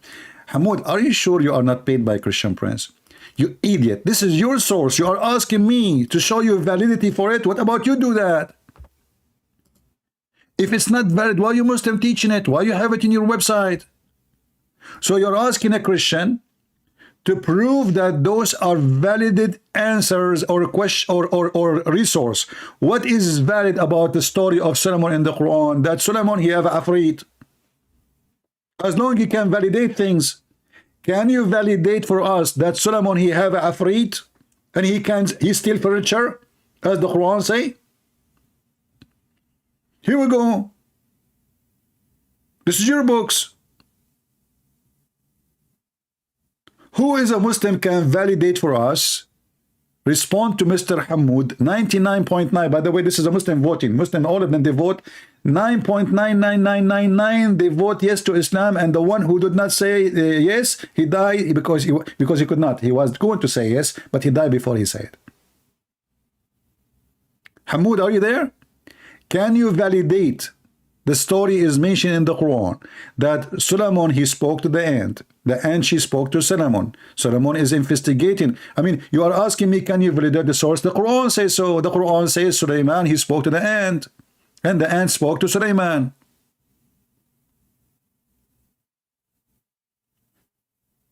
Are you insulting your religion? Obviously you are.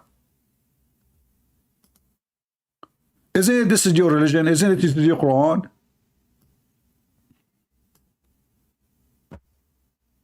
Huh? Here we go. The conversation is here in the Quran.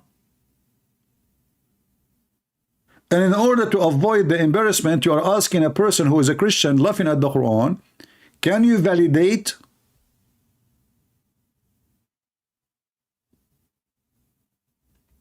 What an embarrassment.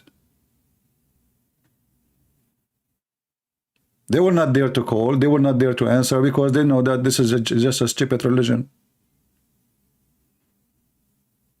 I'm not going to keep you longer, guys. I suppose I will make the video short, but my short video is impossible to happen. So we will continue maybe tomorrow.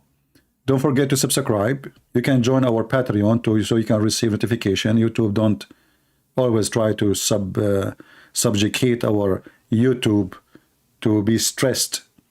They don't want anybody to come here. That's why many of you don't receive notifications. So you can subscribe to Patreon. It's for free. It's not the same conversation. Okay, how you can verify this conversation first? How you can verify what Muhammad said to you about this conversation? All the stories of your Prophet Muhammad in the Hadith is not the same exactly as in the Quran. So how come you don't ask the question to your Prophet? Is the Quran speaking about a jassasa who have a long hair? No. Did the Quran speak about the Antichrist who have a lot of hair covering his body and he was suspended on the air chain with the chain? No. But you believe in it.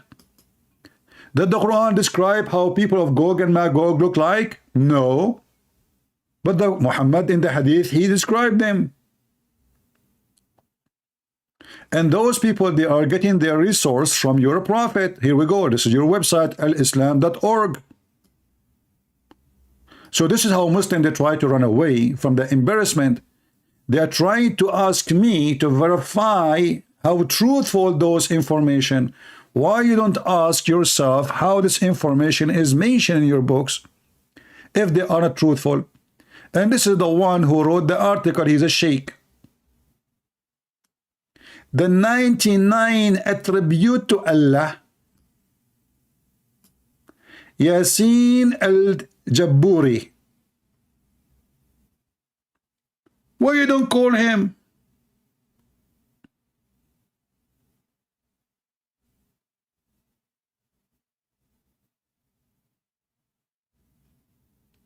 Your book is laughable. It's a joke.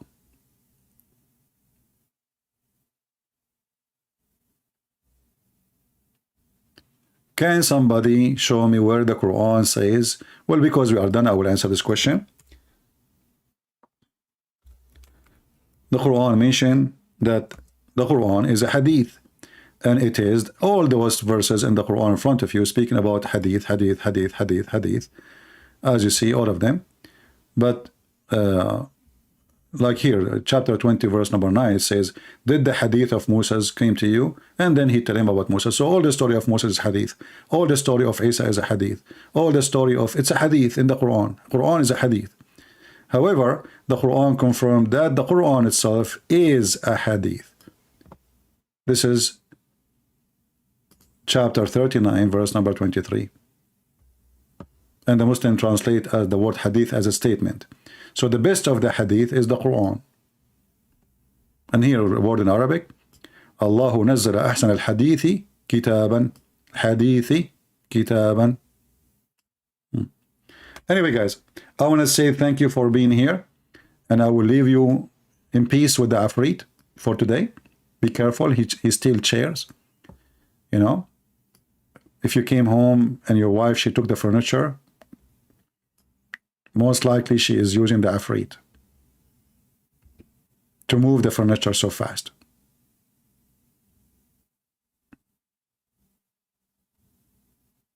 Afrit is true. And I saw many Afrit in my life. I saw Joe Biden. This guy is Afrit. He become president, prices go so crazy. You tell me how he can do it in 2 years.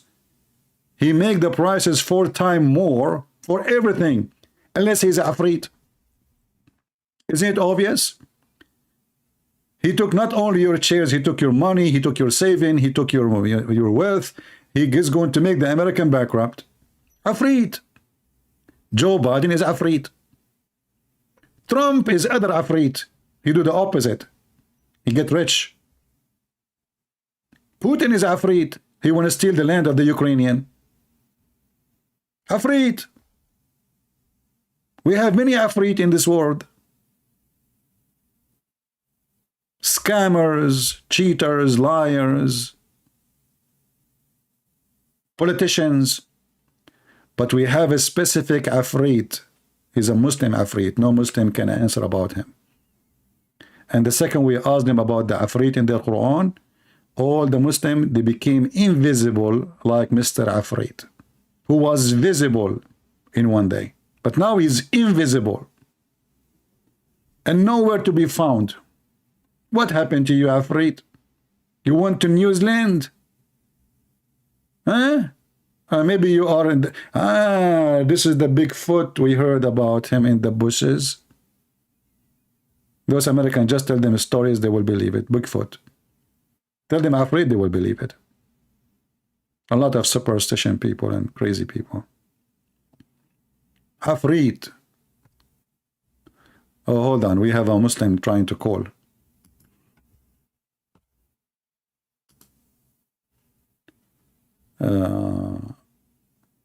I would like to speak to you. All right, let us call this Muslim, guys. I thought we are done, but look like we have a customer.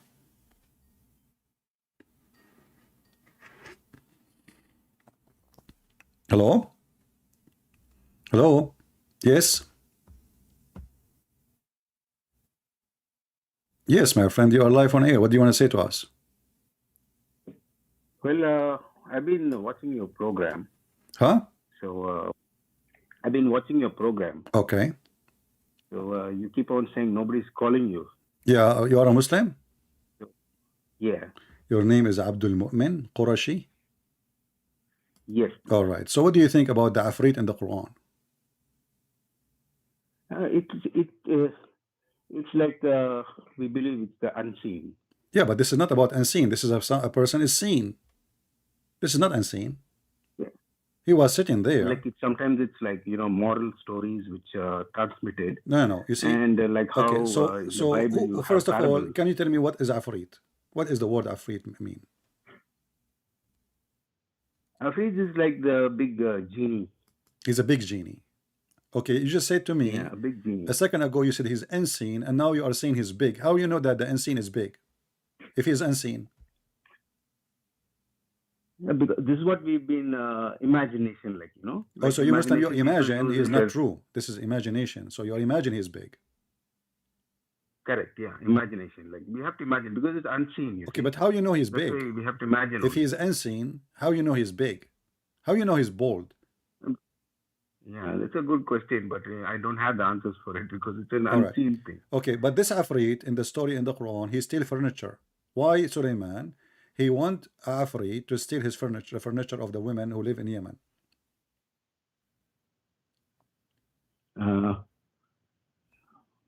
Maybe something metamorphical. What metaphorical? She Some have a type of throne. He wanna take her throne. What metaphorical? It's a chair.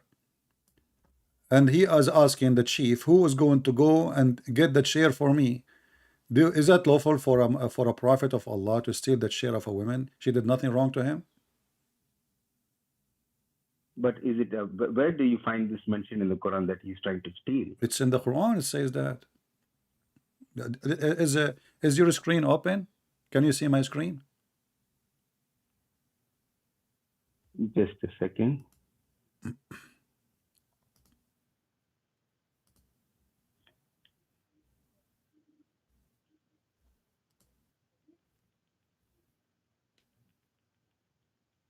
Yeah, I can see your screen now. All right, chapter 27, verse number 38. By the way, I welcome Mr. Abdul Mumin. He sounds like a nice gentleman, correct, guys? And we welcome always Muslims who want to have a conversation with us, the one who don't want to curse, the one who want to have a conversation. So I really welcome Mr. Abdul Mumin to join us. Thank you for calling, Abdul Mumin. Go ahead. So chapter 27, verse number 38, it says, Sulaiman, he said, O chief, which one of you can bring me her throne before they come to me surrendering? He want them to surrender to him. They did not do anything to him. And in obedience, we don't know why, and he want her throne. One of the Afrit, which means he have many of them, he said, I will bring it to you before you rise from your place. Look how fast he is. This Afrit is so fast, brother. He can go all the way from Jerusalem all the way to Yemen and bring the throne back round the trip before Suleiman even he can stand from his chair. Like how long it take to stand from the chair? Few seconds, correct? Yeah. Okay, so let's say 10 seconds. So this Afrit, he can travel in a very extreme speed, and he come back with the chair before even Suleiman he stand up. What do you think? Yeah, because as given he's a genie, so for him, like, distance doesn't really matter, I guess. So how, the genie is so fast? Probably because he can fly, he can just appear and disappear. How he can fly? in a click of a second. But he have no wings. You Muslim, you have him as a fat guy. He's big, he's bold, he's heavy. So how he fly? Well, you have to watch the movie Aladdin then, I guess. Well, this So you can Aladdin, get some this imagination Aladdin, of but that. even Aladdin, it take him. You see, just to go with you, the Quran says that the flying carpet of Solomon, which is extremely fast, it take 1 month journey by noontime. 1 month journey is the distance of people used to measure by traveling by walking. At that time, there's no airplane, correct? So 1 month Yeah. journey is the distance the flying carpet of Suleiman can go by noontime. That's mean if we, Yeah. if you know, in the old days they measure the day like by sunrise, sunset. So it's the same. We can say it is, let us say 6 hours. I don't want to say 12 hours. I would say 6 hours. So by noontime, 6 hours is going to fly a month journey, the flying carpet of Solomon. By the way, do you believe in flying carpet? No. But this is in the Quran. Yeah, but in the Quran, it's not mentioned as flying carpets. No, it's mentioned as, mentioned. the power of the wind. No, my friend. The power of the Right. wind. Okay, the power of the wind go Yeah. under the mat. He have a mat made it from wood. The wind go underneath of him and carry him and his host. Yeah, probably this technology hasn't yet been invented, and already the Quran has foreseen this technology. The Probably Quran one day what? we The will Quran come will what? maybe 100 years from now. This is technology Quran now. hasn't. So this is not this is technology. Yes. This technology is not yet available to humans yet. Flying carpet technology. No, we have an airplane. No, this is even faster than that, no? No, airplane is way faster because it says to you it take by noontime a distance of 1 month journey by feet. This is very slow actually. Yeah, but even an airplane, So the listen. maximum number of people nowadays is around about what, 500, 600 people on one big aircraft. But here you're talking about. But according to your story, Suleiman and his kingdom, all of them, they are flying in the top of the flying carpet. Yeah, correct. How big the flying So carpet the technology is? is not yet come. Huh? Must be huge. Must be very huge for them to carry. Okay, like must what I be told very you about, huge. what, Okay, 80,000 how chairs? huge? You see, it says that all his kingdom expand all the way from Jerusalem all the way to Persia. So in order to carry all this kingdom, all his horses, all his soldiers, all his cook, his wives, even his houses in the top of the flying carpet, that means the flying carpet have to be at least 1 million square foot, 1 million, sorry, square mile. Probably. Okay, you believe in such a thing? Like I said, we don't have this technology yet, no? Oh, this So is we can't technology. imagine. Yeah. Okay. So what do you Not think yet about this- what do you think about Suleiman speaking to the ant?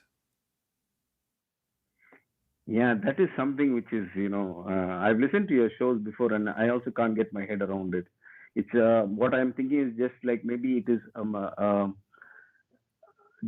just to show that there is a dialogue going on, but not with action speech as such, like probably in their minds. But no, the Quran says, then the ant she said, and Suleiman he heard her speech, not in the mind. She said, Probably they were talking. she said to who? The through their ant, she did mind. not speak to Suleiman, so the ant she spoke to the ants, correct? Correct. Yeah. Okay, so the ant she spoke to the ant. Suleiman he heard the speech of the ant, saying to the ants, hide, otherwise Suleiman will crush you. Correct. All right. The Quran says that Allah, He taught Sulaiman the language of the birds, correct? Correct. All right. How he understand the language of the ants?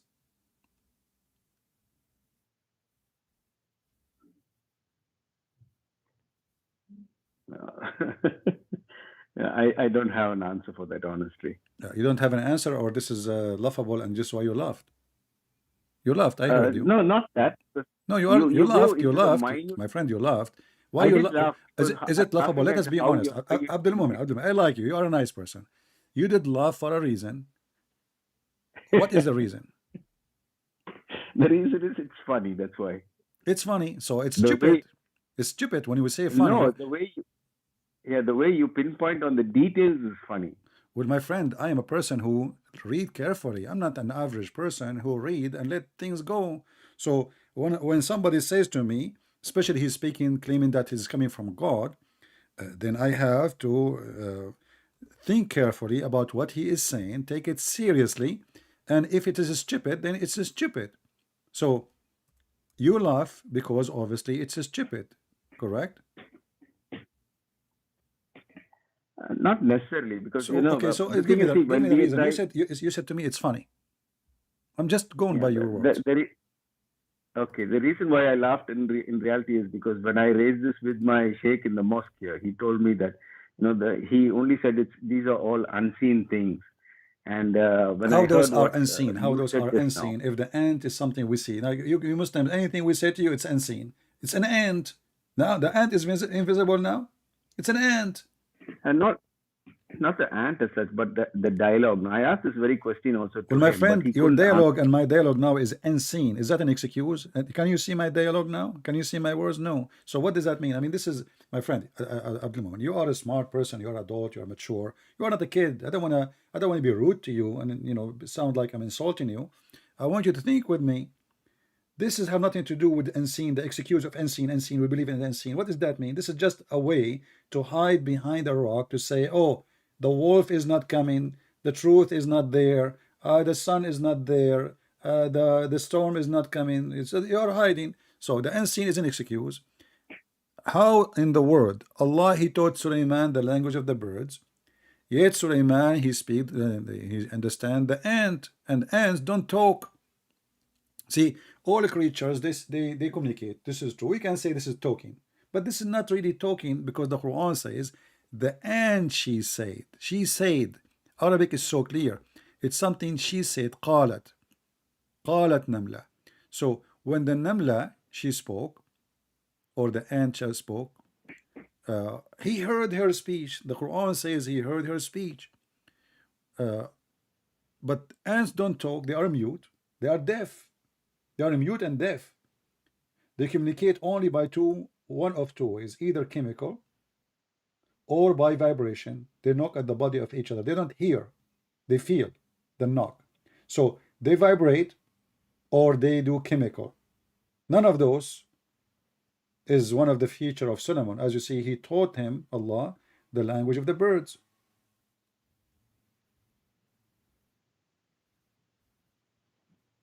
And then in that case, I'll have to say, like again, like with the carpet story, like this technology also hasn't been invented yet to be able to So now communicate anything we with say, it's funny, and you yourself, you laugh at it. You say, now it's technology. Did Allah, He gave him a cell phone translator? What does that mean? Okay, well, let us be mature in the answer. This is what does this have to do with technology? Allah, He taught him the language of the birds. You see, if Allah taught him the language of the ants, I will say, okay, well, He gave him a feature. Somehow he can understand the ants, but He taught him the language of the birds. Now, Sulaiman, he speak the language of the birds. Why Sulaiman, he have an army of birds?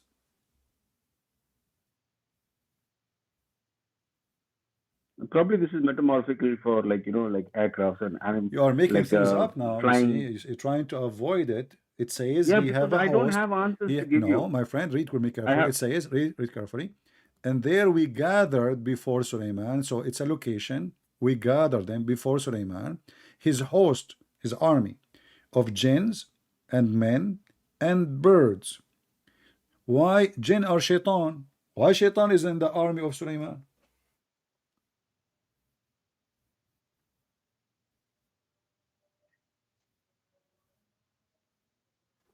Probably he had control over all these How he supernatural have beings. control? Is it true that he have a ring? He controlled them? Yeah, that's what it says. No, he controls them with his Okay, he ring. controlled them by a ring. Did you watch the movie The Lord of the Ring? Yes, Do, yes, do I you did. believe really in such a ring? Um, we have to believe whatever is given in the Quran. We have to believe. We have Oh, no so you choice. believe now there's It is. We have Suleiman, to he is believe the it. Lord of the Ring, and he control all genies, mankind, birds by the ring. That's what it says in the Quran, And right? why Muhammad don't have that ring? Because he's not Solomon. Only Solomon he can do that. Yeah, only Solomon was given that power. Is it Like each prophet was given different powers. is it true that when Suleiman he went to his bathroom, he gave his ring to his wife, and then Shaitan he took the look of Suleiman, and then he took the ring and he became a king.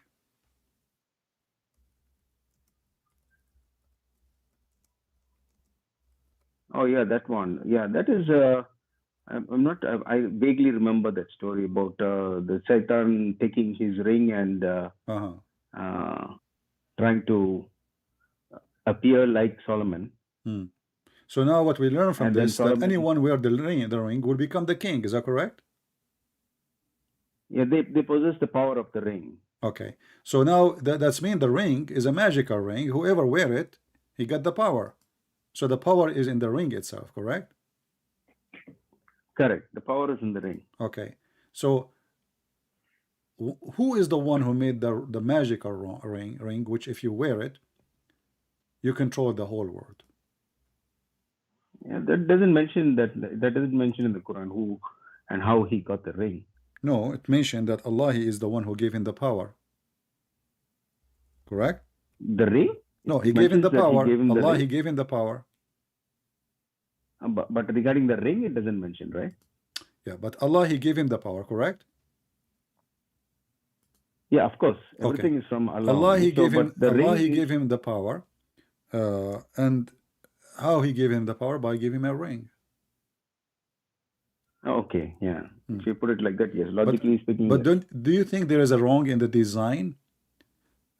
Because Allah he gave him a ring, supposedly, so Suleiman would be the king, right? And then Shaitan he wear it, and then the king became the Shaitan. Probably it was a lesson for Solomon to learn. This is what? A lesson A lesson. for Solomon to learn about. So Allah he made he the ring shouldn't this way. misuse it. Anyone can wear it. Do you think that somebody will find this ring one day and will control us too? It might not be a ring, but it might be like, for example, today the world is controlled by internet. So each one has a mobile in So his the hand, ring of and Solomon it could be today is something like that too. the ring of Solomon today is Google. It can be like a power of media nowadays. You see, but the ring is made by Allah. Is the internet made by Allah? Everything is from Allah's wisdom. Everything from Allah. I just came from the bathroom, you know. Everything from Allah. What does that mean? My friend, focus with me. The story in front of us here. Let me show you. I will it for you on the screen.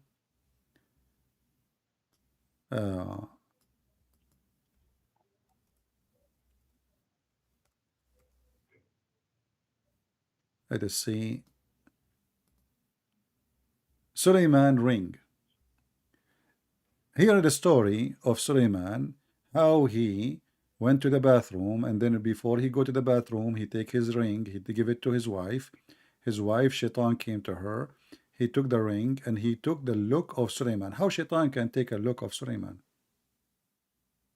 Can Shaitan clone? Where is the source for this one which you're reading about? This is your Muslim website, and those are Islamic books, as you see. This is al-islam.org which website. one is this? Al-islam.org. Islam.org. Okay. Yeah. So Suleiman, he took his ring to do defecate. He want to go to the bathroom, which is all king like me do. And then he gave his ring to the wife because it's not allowed to take the ring, the holy ring of Allah inside the bathroom. So he gave the ring to his wife. Some story says servant, depending on the who reporter. And his wife, and the Muslims are confused about what the name of the wife. And even they claim that Solomon, he married from a woman. Her name is Jarada. She was half daughter of a genie, Shaitan, half daughter of a human.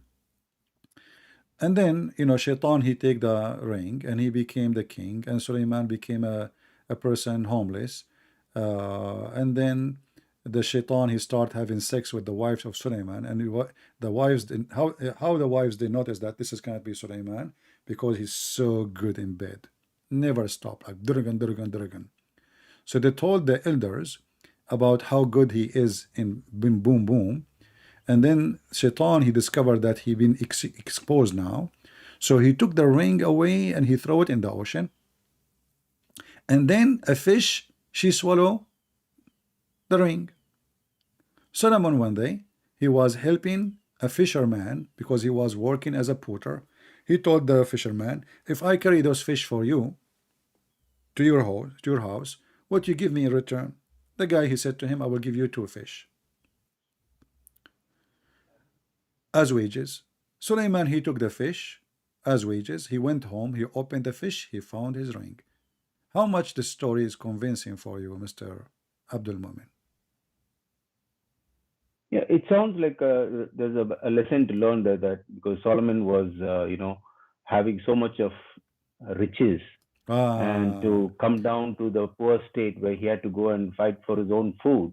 And then he gets back the ring in the end. So, it is like he learned his lesson that he should not be too. Is that a story? Is that a story made for adult or for kids? Do you really believe in this? It's like more, what is the moral of the story, basically? No, this is not about, this is a story happening supposedly as it is. This is not up to you to say to me, this is metaphorical to teach us how. This is supposedly what happened. The ring is physical, Suleiman is physical, the fisherman is a physical, the fish is physical. He opened her stomach, he found the ring. But isn't it, this is obviously a fairy tale story? Yeah, it might be to you, but for us, we look at it as, what to the you moral is not of a fairy tale story. Why is not a fairy tale story for you? Why? Because we look at what we learn from the story. What you learn? You learn that Suleiman have a ring, and then he found. No, we learned that the ring basically symbolizes power, like you had clearly put it. That is a power from Allah. Okay, I will go with your story just to show you how stupid the story. Okay. You agreed that if you wear the ring, you become the king. You control everything. Correct? Correct. You have the power. Shaitan now he took the ring. Correct? Correct. Okay. Shaitan, he was exposed by the wives that he is not Suleiman because he have so power in sex. Okay? Correct. Okay. Why Shaitan would throw the ring? As long as he's wearing the ring, he's controlling them anyway. Why is that? Why he want to run away? I mean, if the ring is giving me control over human, over genie, over everybody, why I want to take the ring and throw it in the ocean when I am wearing the ring? I have the ring. Why he did that? Yeah, but that is why. Yeah, the reason is basically Allah has also given the intellect to the wives to recognize that he is not Solomon, so he gets caught. So he got caught after he effed them all. Is that what Allah he want? Probably. He that's why that was a test. He wants what test? Probably. Allah, he made Shaitan effing the wives of Solomon one after one until their vagina became red. And this is a test for Suleiman. What about making Shaitan effing Suleiman to be a test for Suleiman? This is not a test for Suleiman. The one who got effed is the women. They are not Suleiman. What does have to do with Suleiman? So what kind of religion allow Shaitan to eff a prophet wife? Yeah, so that he will learn his lesson. Now, once he lost the ring, then he was turned to the streets. You see, so automatically he's learned his lesson. First of all, here we have many stupid things is being said, because if Shaitan he can clone, and you agreed that Shaitan he cloned the look of Suleiman, correct? Correct. Okay, how we guarantee that the one who came to Muhammad is not the same Shaitan, and he cloned the look of Jibreel?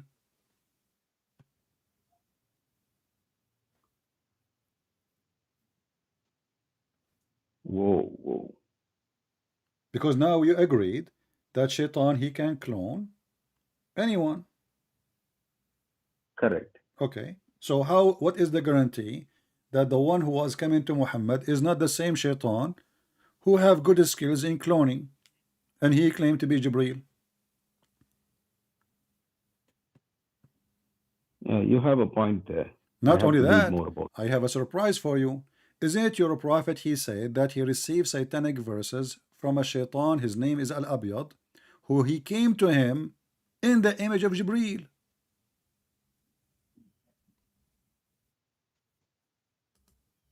Which verse is that?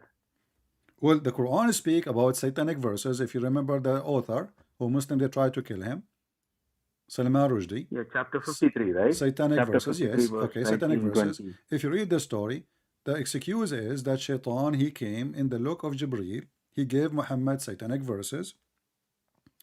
And the Shaitan, his name is Abyad. So now it's confirmed that Muhammad, he was receiving Quran from a cloning or cloned angel, yet he is a Shaitan. So you Muslim now, by adopting such a fairy tale story, you destroy all your belief, because now we can't trust anybody, anyone. Even Muhammad, maybe himself, he is the same Shaitan. Because if Shaitan can clone Suleiman, he can clone Muhammad. Correct? Yeah, that's what the Solomon story tells us. Okay. So how we can guarantee that Muhammad himself is not the Shaitan? No, because Shaitan did that. He didn't clone anybody. He just threw the message. No, Muhammad, no. Muhammad, he said, Shaitan, explanation of this verse, Shaitan, his name is Abyad. He came to me in the image of Jibreel, and he gave me those verses.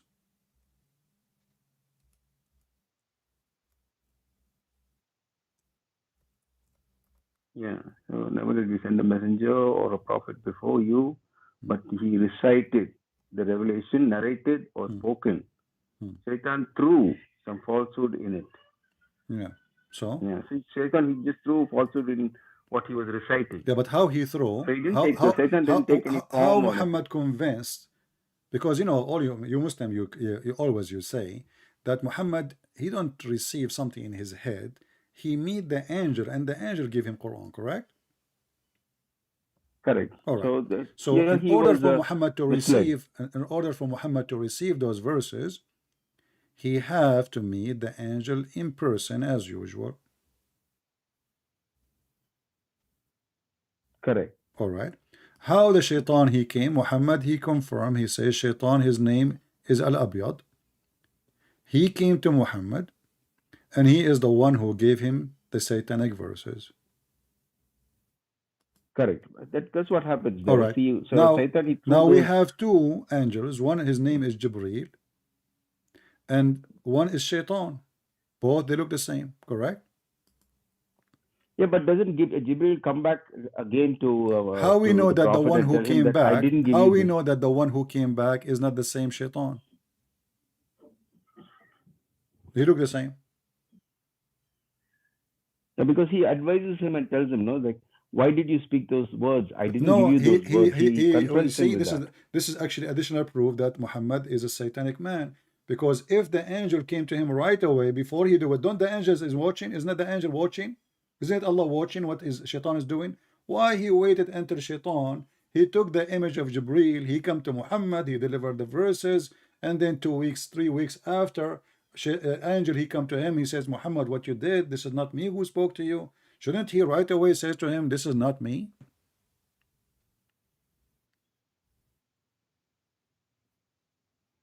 Probably it's Allah's test for us. So Allah, he tests you by sending Allah, he tests you by making Muhammad receiving Quran from Shaitan. And he sends Gabriel after that to abolish that also, right? He sent what? He sends Gabriel. How you know it's Jibreel? Now we cannot trust Jibreel, because now Jibreel, it can be the same Shaitan. Maybe the shaitan killed Jibreel. We don't know. Maybe Jibreel now is in jail. Maybe shaitan, he trapped him somewhere. So where was Jibreel when shaitan came to Muhammad and he took his look?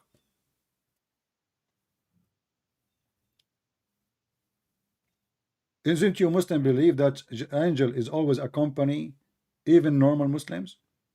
Correct? Correct. Okay. Now this is Muhammad. Do Muhammad have an angel? His name is Jibreel, accompany him or not? Yeah, but every Muslim, we believe that we have a Satan also with us, no?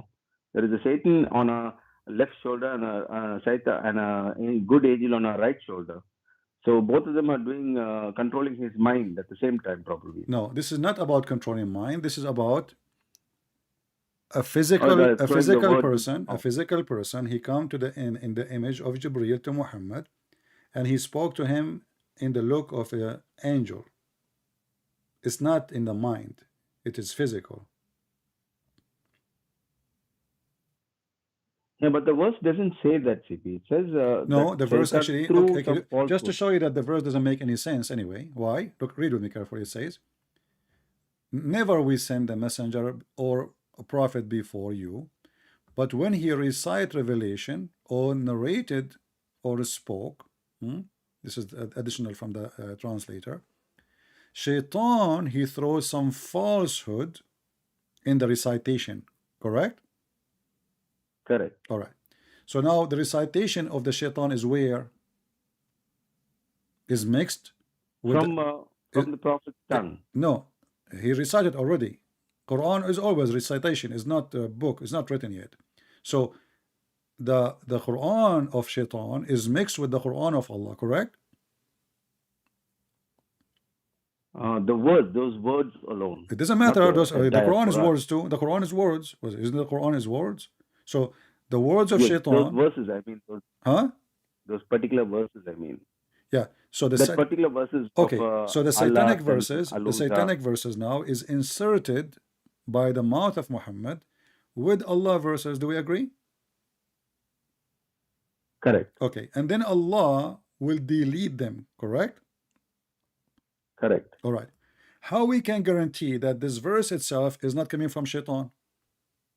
To make us relax, because now people, they discover that Muhammad is a fraud. What happened when Muhammad recited those verses, he started bowing down to the gods of the pagans. Not only he recited them, he said, وَالشَّرَانِيقُ الْعُلَى إِنَّ شَفَاعَتَهُنَّ لِتُرْتَجَى.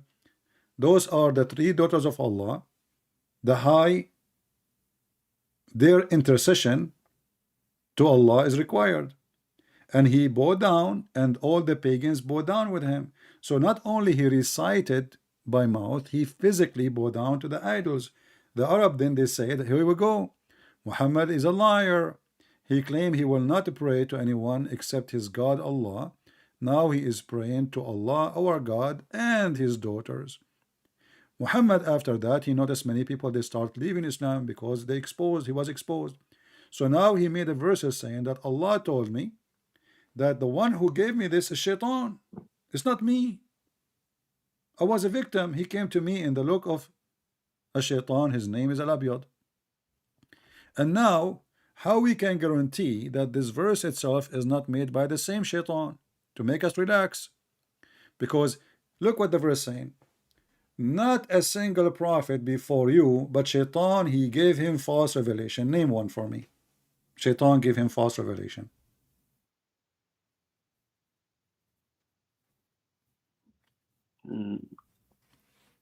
Satan gave who false revelation? According to the Apart from verse, Muhammad, you mean? according to the verse, Yeah. every prophet before Muhammad, he received satanic verses. Name one prophet he received satanic verses.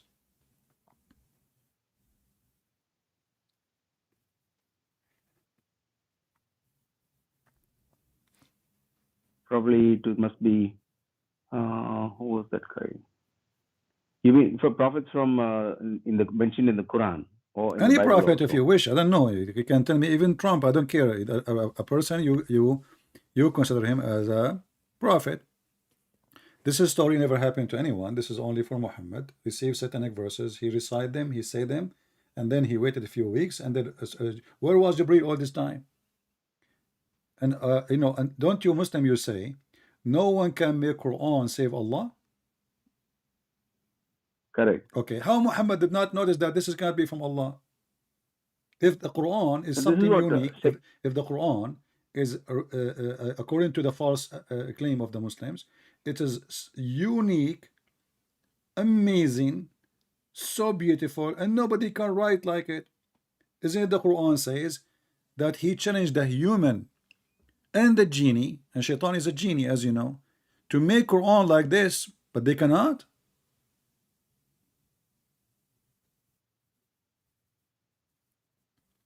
No, he's talking about the entire Quran, not just one or two verses. No. He said surah. We do not know how big what Muhammad he will receive. This is the Muslim stories. So if I can make a sentence like Allah, then I can make a surah, because surahs is many sentences. I will make one sentence, one more sentence, one more sentence. I have a surah. So can we write the same as the Quran of Allah? Obviously, Shaitan can do easy. As you see here, Shaitan, he gave Muhammad satanic verses. Did Muhammad notice that this is not from Allah? At least because it's different way. Yeah, because Gabriel came back and told him that it is not from exactly. Allah. So Muhammad did not notice himself. How Muhammad did not notice that what he said is wrong? Yeah, because he's only revealing God's word. No. Just wait. What do you mean revealing God? This guy, he keeps saying we worship Allah only, we worship Allah only, we worship Allah only, and now he is saying the daughters of Allah is true and we have to intercede through them. So he did not notice that this is a total contradiction for what he said before. So now I say to the Christian here, we need to worship Jesus. Only Jesus can save us. Only Jesus can help us. Only Jesus can take us to heaven. Only Jesus can forgive our sin. And then second day I say, oh, forgive, you know, follow a priest or a bishop. He can forgive us. No, this is contradiction. Either only Allah, and then you call yourself, as you claim, monotheist, or you accept that the daughters of Allah are true, and you worship them and you ask them for intercession. So let us say Jibreel never show up. Shouldn't Muhammad knew that this is really totally the opposite of what he said?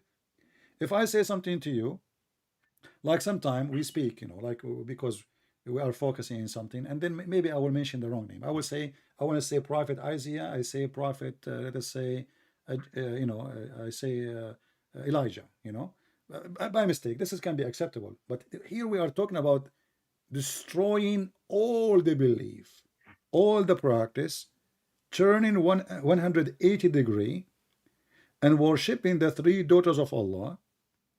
And then I did not notice until Jibreel come to me and say, this is not right.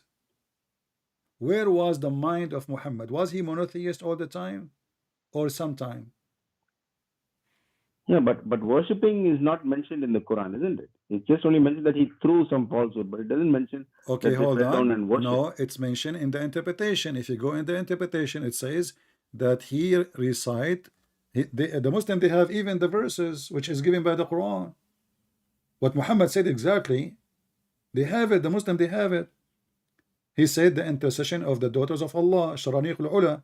So when the Quran, when Muhammad he mentioned that, the Arab they copy it, the Muslim they copy it, and then it's spread all over. And then this is why Muhammad later he found himself, he got busted. So he decided to fix it. He was trying to be hypocrite with the Arab, make them follow him just to accept him. But when he thought no believers are there and nobody will know what he just did. But when the news is spread, Muhammad, he decided to say, oh, this is Shaitan, he gave it to me, don't blame me, Allah will take it off. But how come Muhammad did not notice that Shaitan, he gave him such a thing?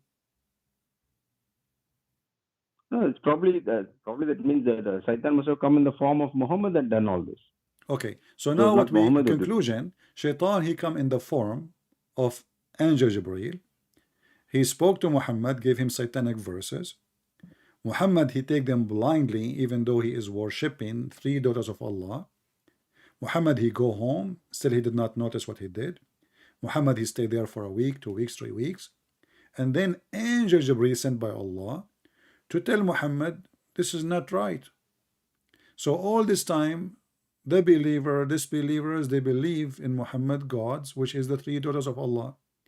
And Muhammad himself did not notice that this is from Shaitan. Did not notice. You're correct. Same like the Christians, you know, for 600 years, you are worshipping a God, which is man. Okay, Same like that. Now, but you after see, 600 years, we now don't you know have, that what you're doing okay, wrong. hold on. You cannot compare because we don't believe that Shaitan, he gave satanic verses to Jesus. And even your Quran, 600 years after, confirm our book, says this is a true book. So if we believe in a man and the Quran confirm that the book between our hand is a true book, is that correct? Yeah, but which book are you talking about? It says The one is with the book, us. but The it doesn't one say is which with book. us. The one is with us. You Yeah, said, which book was with you which said book for, was with you said a second ago, for 600 years, you Christian worship a man, correct? Correct. So you are counting the 600 years of until Muhammad came, correct? Correct. But when Muhammad came, he confirmed the book with us. Chapter 2, verse number 89. When there come to them, to the Jews and to the Christians, the book of the Quran, confirming what is with them, the Torah and the Injil. Confirming it, not denying it. What is with them? Do you see it? Yeah, I see this. Okay, so the but when you say Quran, confirming the 600 years, actually the translation is false. In Arabic it says musaddiqun lima ma'ahum, which means believing in what is with them, not just confirming. There's a huge difference between confirming and believing. So Muhammad is coming as a believer in the Torah, believer in the Injil, which is with us, not with him. correct. So how that can be corrupt? And this is the book after Jesus, 600 years after, the Christian believe that Jesus is God. The Quran confirming the book is with us. But the Quran says that Jesus was taken up to heaven directly. That is a He was contradiction. not killed. That doesn't matter. Okay, Jesus, we believe that Jesus is in heaven anyway. So, where is Muhammad now? Muhammad is waiting to be resurrected. Oh, so he's dead. It's not dead as such. It's like He's in a dead. state of You just said he is waiting to be for the day resurrected. of What does that resurrection. mean? He is waiting to be resurrected. That's mean he is dead, correct? No, he's in a state of sleep, you can say. Like. Oh, so now dead is asleep now? Yeah, because time doesn't matter for that. When one person dies, then time doesn't matter anymore for them. So when they wake up, So when I die, I will be sleep. When I die, I will be sleeping too. Yes, you will sleep for till the day of resurrection. You will sleep, and once the resurrection comes, okay. you will. It will be like Okay, you listen, died yesterday, even though you slept for maybe 1,000, okay, listen. 2,000, I have a 3,000 very simple years. question for you. Your prophet in the Okay. hadith, he said that when you pray every Friday, for your prayer will be supplicated to me. Why the prayer of the Muslim will be supplicated to Muhammad? Is he God? No, it's not like that. It's like how you have the same thing in the saints in the Bible. You supplicate your prayers to the saints, and they take it to God. No, like that. Well, but no. First of all, we do not need. We ask the saint to pray for us. We are not. No. Listen. Yeah, No. You see, and I actually, me myself, I never do that because I pray to the Jesus right away. Why I want to ask the saint to pray for me? But I ask here the brothers, sisters, all the time. Pray for me. Pray for this person. This is because we are brothers and sisters and families. We are asking each other to pray for each other. We believe in the power of the prayer, but we don't supplement our prayer to saint. We pray to God. Now here, all the prayer of the Muslim will be submitted to Muhammad, but yet he's dead. Yeah, that's the same thing which is happening in Christianity also. No. You supplicate, you pray to Saint Anthony. Do you submit your Saint... prayer to Allah or to Muhammad as a Muslim? We submit our prayer to Allah. Okay, the hadith says but we do it all your prayer, not a blessing. The Muslim, they falsely translates the word prayer as a blessing. Submit it to me. Then the Muslim, they say to him, the companion, but you will be dead and your body will decay. He said that we, the Prophet, our bodies don't decay.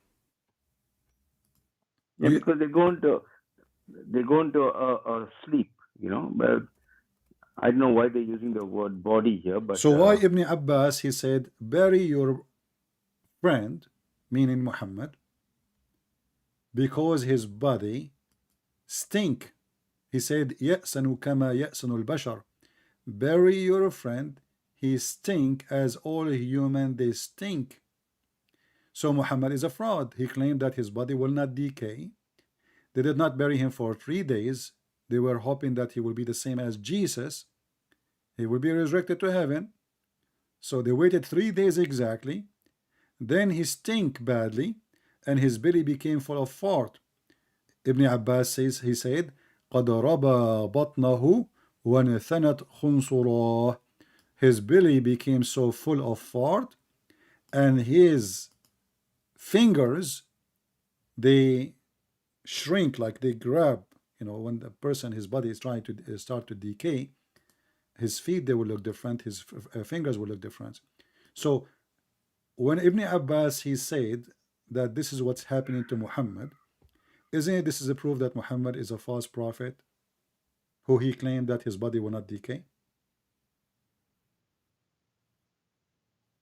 no, probably they understood it wrong, because from what you see, it actually. What do you is mean like, I understood it wrong? It says that his belly became big from fart, from gas. When you die, there's some food in your stomach always, no matter how maybe you just went to the bathroom, still there's some food still left. So when you die, that food will be digested by the bacteria, and then you will have gas, and because now you are not alive, the gas will not go out. Normally people fart. So what happened? Your belly will become bigger and bigger and bigger and bigger, and then when there's no more space for gas, naturally the body will push, because there is no more space, will be pushed out of the gas will find a release through the anus and will go out. So this is what happened to your prophet. But your prophet, he said that he will not, his body will not decay.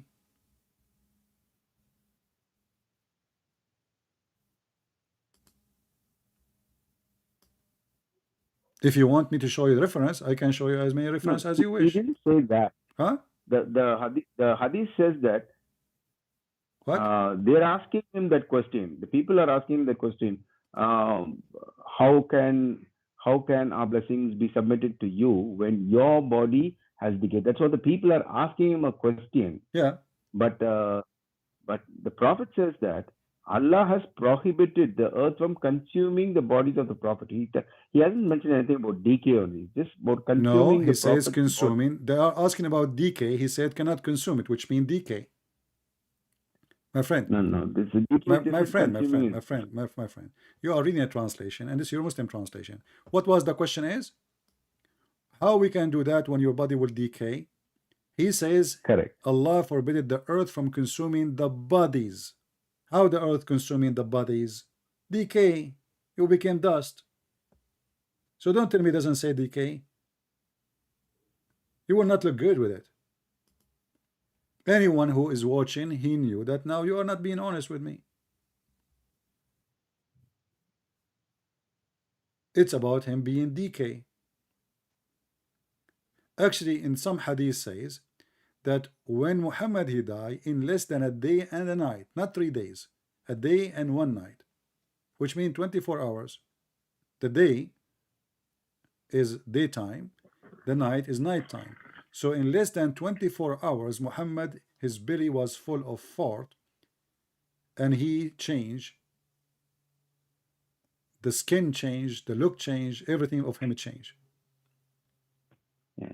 So CP, this portion which you're discussing here is this. I see. Yes, there are certain things which don't make sense here in this hadith, but if you look at what the context is basically is like how Christians you pray to saints. We don't. I answer about this. Don't repeat that. Don't repeat the same. We don't pray to saints.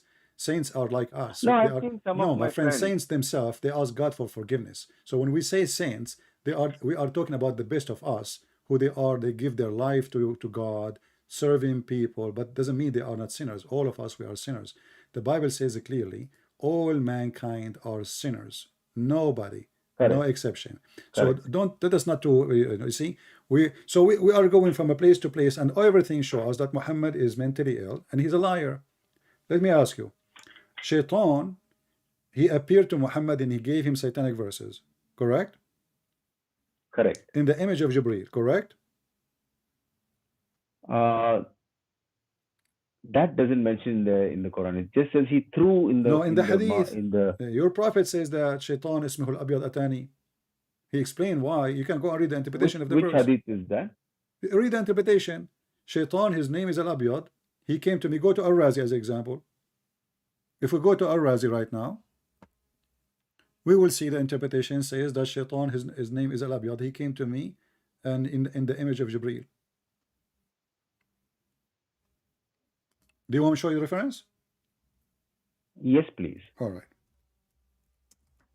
Let me find it.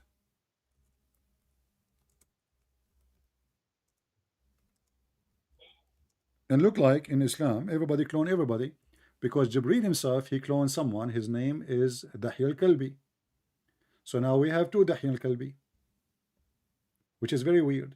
Yeah, that's because Jibreel came in a human form, isn't it? Doesn't matter. Well, here we go. So now Shaitan, he come in the image of Dahi al-Kalbi or in the image of Jibreel, the same Jibreel as we know. Doesn't matter. Everybody can clone everybody. How we can trust anything?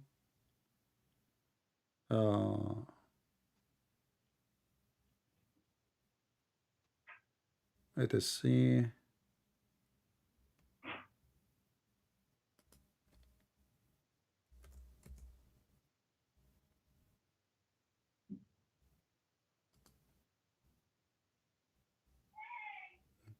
All right, let's show one by one here.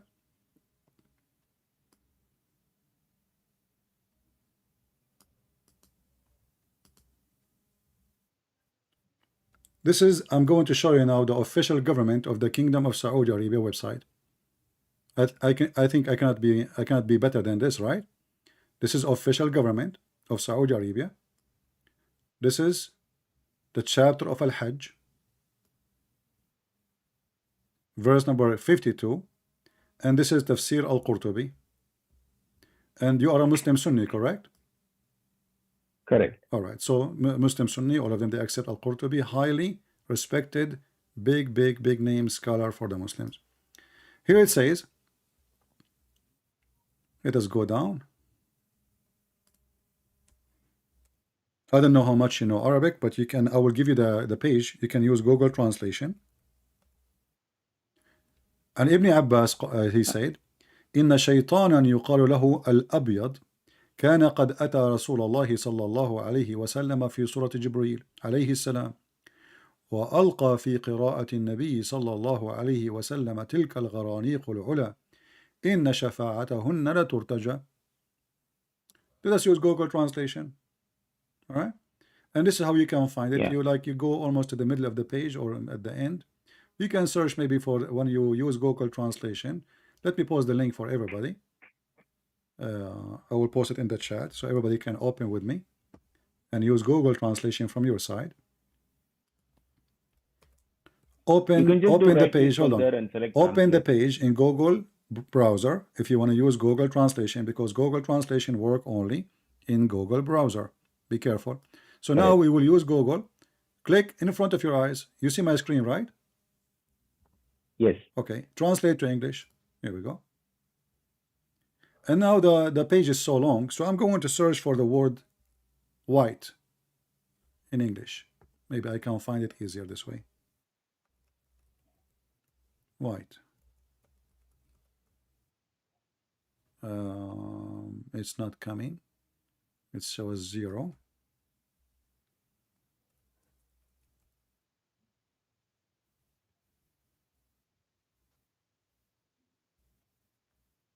Here it says Shaitan, he throw in etc. But let us go down, see if we can find it.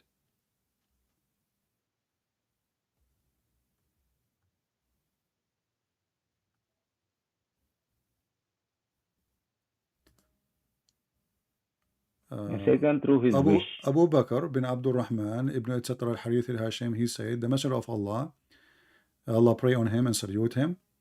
When he said when the star it fall, when he reached to, do you see Allat and Al-Uzza and Manat and the other third? He said their intercession is hoped for. So he's worshipping the creators of Allah. So the polytheist met, they like that. And those who have their heart disease, they like it. So now Allah is blaming you for believing in the Quran. And then Allah sent the angel Jibreel, and he told him this is from Shaitan. But let's go down where it says that Shaitan, he took the image of Jibreel.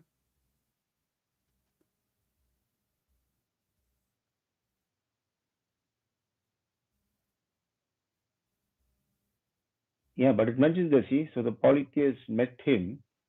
Yeah, all they are Those worshipping now the whose same hearts God, with a because disease. the polytheist, my friend, your prophet is a polytheist. You Muslim are polytheist. You never worship one God anyway, and I can prove it. But let's finish this one first. So as you see, your prophet, he mentioned the three letters of Allah, and he said their intercession is a must, and he bowed down, and they bowed down with him. But what make it more horrible, where it says that Shaitan, let us see if we can find it. The problem, it's appearing here in 331 time. So we need to find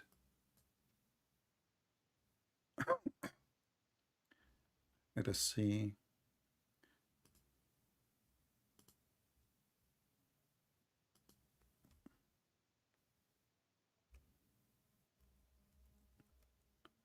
Maybe if we search for Gabriel, we can find it in the page.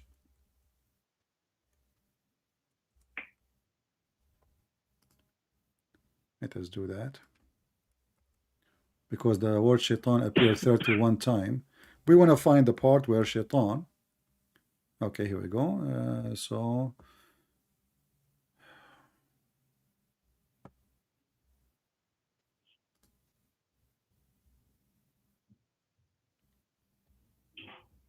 I never saw the prophet here. He mentioned Al-Atul Uzza, and he worshipped them.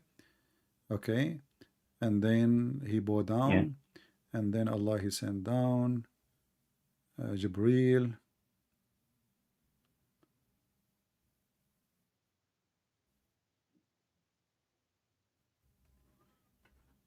Okay, until now I'm unable to find where in the English translation. Let us use the word image, maybe that will help. Image.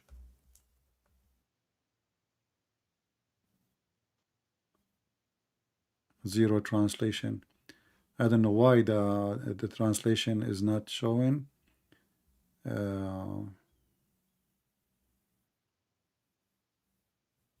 I search for the word image, it shows only. Let us see, type word picture. Maybe Shaitan sitting on your mouth. Maybe in your nose, because Shaitan, according to your prophet, he sleep in your nose. He sleep in your nose. He piss in your ears, which is makes sense. But no, actually, we can do this either way. And you know, like I'm showing official website, and this is live. If I'm lying, people will laugh at me, correct? So here, Correct. if we go here, I can do this actually. I will go here, and I will copy without translation the whole page, because the whole page is so long.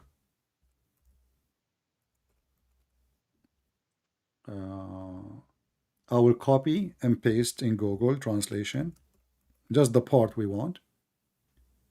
Correct. All right, let us open Google Translation. Google Translation.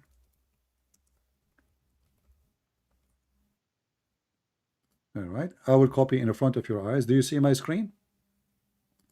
Yeah, I see it. But All it looks like there's a delay, because after you, at the moment, what I see is now only just highlighting one word. One of word, Arabic you exactly. highlighted. I will highlight a whole sentence to the end until there's a dot, which means the end of the conversation. So I will copy from here. Okay. وقد قال ابن Abbas, and Ibn Abbas, he said that a shaitan, his name is Al-Abyad, he came to the prophet in the image of Jibreel, peace be upon him, and he gave the prophet those verses that the high shrine or the high daughters of Allah, their intercession is a must. I will copy in front of your eyes. I will move to Google Translation. Here we go. Google Translation. In front of your eyes too. Translate from Arabic to English. Ibn Abbas, he said, the devil called Al-Abyad. He came to the Messenger of Allah, peace be upon him, in the form of Jibreel. Do you see it? No, it's still Arabic here. Okay, now it's In the form of coming. Jibreel. You see it? And actually, maybe Yeah, now, Ibn Abbas said a devil came. It says Ibn Abbas said a devil called Abyad. Al-Abyad. Al-Abyad. Abyad is white, right? Yeah, Abyad, the right. white. Yeah. This is why he believed him, because Got because he made him look white, because Muslim, they worship white color. So now actually we can Yeah, find this is it. Satan deceiving him, isn't it? It doesn't matter, but this is now this mean that Shaitan, he can take the look of anybody. And how we can trust that Jibreel is Jibreel? How we can trust that Muhammad is Muhammad? How we can trust that Isa is Isa? How we can trust anybody? Because Shaitan, he can come to me now in the image of anyone, and he can give me verses claiming to be from God, even if I am a prophet. How we can trust that Muhammad is not killed by Shaitan, and the one is there now is Shaitan. As you see, Shaitan, he took the image of David. Shaitan in Islam, he took the image of David. He started having sex with his wife, correct? You mean Solomon? Solomon, yeah. So Shaitan, he took the image of Solomon before. So we have a previous proof, according to Muslims, that Shaitan, he can take even the image not only of an angel, even a prophet of God. What if Shaitan, he killed Solomon? He can kill him. Why not? Solomon now is weak. He don't have an army. He don't have the ring. He don't have a sword. Shaitan kill him. And now he became Solomon. And he stays Solomon forever. How we know that the one who came to your prophet now, who you Muslim claim that this is Jibreel, but Allah will is not not allow Shaitan. that, no? Yeah, but Allah will not allow that. Here we He go. will, It's allowed. You see, you take Muslims an are action really. on You see Satan. the hypocrisy, my friend. You say Allah will not allow it. It's allowed. As you see, Shaitan, he came in the image of Jibreel. How more than this? No, what I mean is like, my see, friend, he is it easier? Is he it has allowed. easier? Is it easier to take a form of a human or a form of angel? Which one is hard? Obviously, the Shaitan, he can take form of anything he wants. Correct? So how we can Yeah, guarantee it says in the now? form of How we Jesus, can yeah. guarantee now that Muhammad, all his statements are not coming from the Shaitan who took the form of Jibreel? How we can guarantee that the verse itself, the one it says Allah will delete what Shaitan he throw, is not from Shaitan himself? So make you relax, because now Muhammad get exposed. Yeah, but this is only one portion which has happened, and where Doesn't God matter. is No, exposing we can Satan. prove that all the Quran are from Shaitan. Let me ask you, who is the one who deceived people, Shaitan or God? Shaitan. What if I show you that Allah is the one he deceived, not Shaitan? Allah is the one he deceived. No, that cannot be. Okay. What the word deceive in Arabic, do you know? Yudil? Not sure. Yeah, Not the sure. Quran says that Shaitan, he deceive you, correct? Yudlil. This is the word. Yeah. Here we go. وَيُرِيدُ الشَّيْطَانَ أَنْ يُضِلَّهُمْ ضَلَالًا بَعِيدًا. This is the word yudil. You see it? It will go in front of you. All right. Yeah. But the verse after it, this is chapter 4, verse number 60. Chapter 4, verse number 60, it says, the one who will deceive you is Shaitan. And I'm going to zoom in the word again so you can see it. The same chapter saying that the one who deceives is Allah. Chapter 4, verse number 88. It says, Can you put this in English so I can see it? yeah, Please. in English. Here we go. I'm showing you your English translation, your Muslim translation, not mine.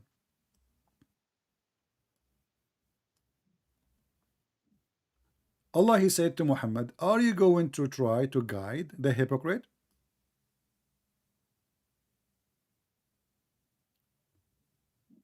Allah has Whose cast them. translation Hold is on. this?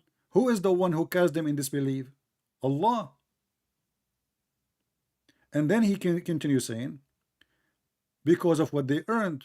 Okay, what they earned. You are the one who cast them. Do you want to guide him who had Allah had made him go astray? What astray mean in English? Go away from the straight path. Exactly. Who is the one who made them go away from the straight path? God has done this. Allah.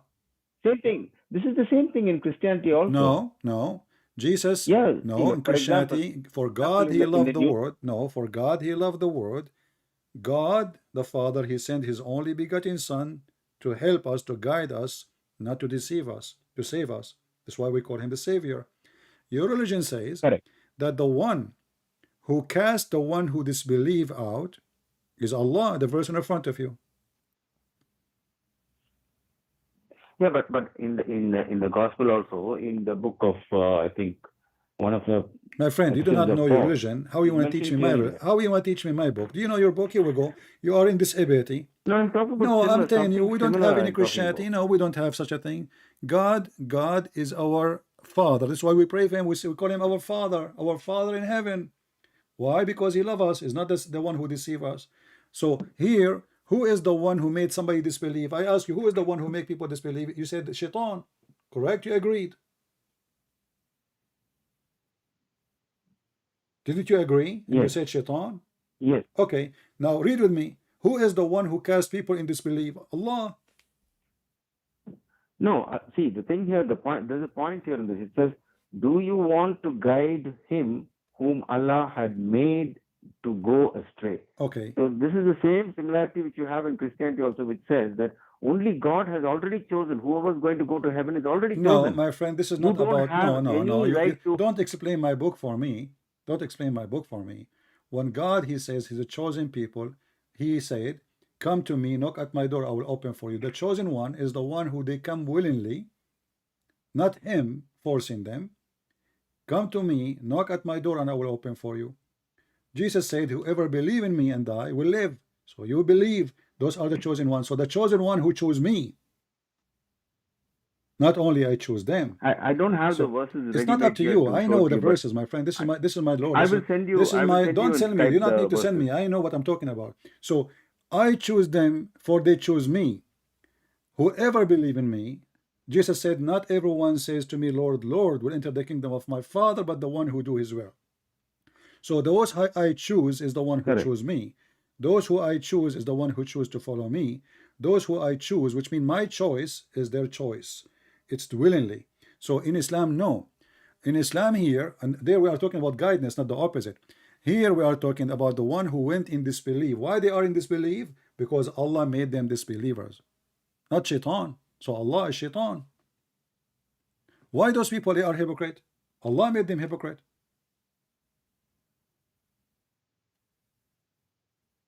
Why people lie? Because Allah made them lie. When you do fornication, is that a choice you do, or Allah forced you to do fornication? It's a choice you make. I'm asking you, when you do fornication, if somebody, I'm not trying to insult you, but I'm just conversation. If a human being do fornicate, do he choose to do fornication, or Allah force him to fornicate? No, it's the sin in a man who forces him to do it. It is Satan. It's not God. It is Satan, not God. Are you sure? No, everybody has that sinful nature in them. So No. This is not it's the question. sinful I nature want which to let's makes make you. it simple. Who is the one Okay. who tried to make you fornicate? Is it Allah or Shaitan? Neither. Neither. It's not Allah, it's not Satan. Yeah, neither. It's the Okay. sinful nature of a human being which makes you do that. But isn't it sin from Shaitan? It is, yeah, sin is from Satan, of course. Okay, is fornication sin in Islam? Yes, of course it is sin. Okay, so fornication is from Shaitan then, correct? Fornication is from Satan, yes. All right. But your prophet says no, it's from Allah. And read with He me. does? Your prophet says it is from Allah. Here we go, and this is Sahih Hadith. Yeah, but our Prophet also told the people Don't not tell to me write also, down a anything. second ago you said to me it's from Shaitan and you agreed, and now this Hadith says, read carefully, read, I'm listening. Yeah, you know, Sayyid, I have raised this in my mosque Can with you read, my my friend? My friend, sheikh just here, read and for he me. told me. My friend, don't tell me what. Read it first and tell me what Sheikh told you. Go ahead. Yeah, I know this one. I have raised this one with the sheikh, and what they told So me why was you don't like, want to tell? Why you don't these want to are read it? all. Why you don't want to read it? Does it say? Okay, really, Allah has Okay. fixed the very portion of adultery which a man will indulge in, and which he of necessity must commit. The adultery of the eye is a lustful look, and the adultery of the tongue is a licentious speech. The heart desires and earns, which the part may not be put into effect. All right. Now tell me what your Sheikh said about it. Go ahead. But he said that, you know, there are a lot of people who were against the Muslims who made all these type of hadiths. So now, this is what he told me. Okay, so now those are hadith made by the one who's against the Muslims. Yes, well, mainly he said. But who is the one who wrote the book? It's Sahih Muslim. The guy, his name is Muslim. He is the most highest scholar in Islam for hadith. This is very authentic hadith, and now you Muslim claiming that this hadith is written by the enemy of Allah, written by a Christian prince. Yeah, no, not you, but this no, me, I am enemy of Allah. Allah is shaitan for me. I am his enemy. I announce it. I don't hide it. I'm not a coward. So you are saying to me that this is not what your prophet said. The Sheikh, he told you that this is written by the enemy of Allah. So you Muslims are the enemy of Allah, because you said to me you are a Muslim Sunni. Every Muslim Sunni. No, not all the hadiths. All these hadiths which are going against the My Prophet. friend, this is Sahih Muslim. These are all okay, like, okay. The Quran written by who?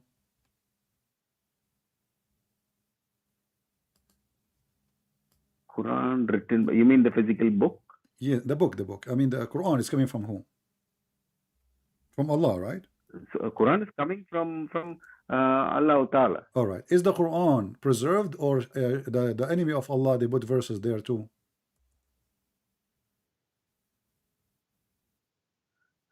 When you say Quran is preserved, what you mean the book, or you mean the Quran? The Quran, the whole.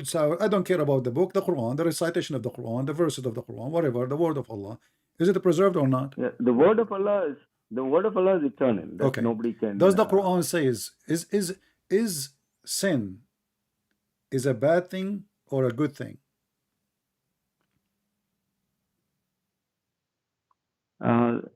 Sin. Is it a bad thing or a good thing? No, sin is a bad thing in any religion. And is in bad Muslim things, also, sin is a bad thing. A bad things happen to you as a destiny from Allah or destiny from Shaitan? No, bad things is, no, I'm getting confused here. Sorry. Let me just make this clear. Okay, bad things is bad things as a destiny from Allah or destiny from Shaitan? Yeah, but you're talking about the bad things which I do, or the bad things which happen to me? Doesn't matter. Anything happen to you or you do, because bad things you do to others are bad things happen to others too. So I can go right now, kill somebody, he died. That's a bad thing for him. Maybe it's a good thing for me, but doesn't make any difference, for it's a bad thing happening. So bad things is a destiny made by Allah or made by Shaitan? Bad things is a destiny made by Shaitan. So why the Quran says bad things is from Allah? It does? Yeah. It says that? Oh yeah. Oh yeah. All bad things is from Allah.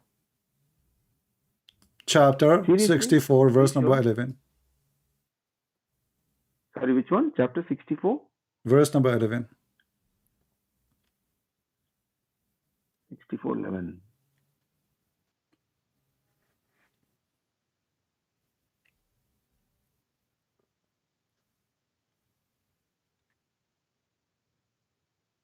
No calamity befalls but with the leave of Allah, and whoever so believes in Allah, He guides his heart. And the decision of qadar. Qadar means destiny.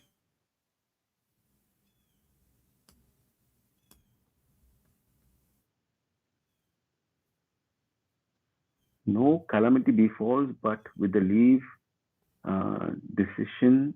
No, that's in the bracket, isn't it? Doesn't matter. This is destiny. Do we This take that is the also? destiny. No problem. Ma, Can you put Muhammad Piktal if you don't mind? okay, Biktal, no problem. Here we go. We go to Biktal.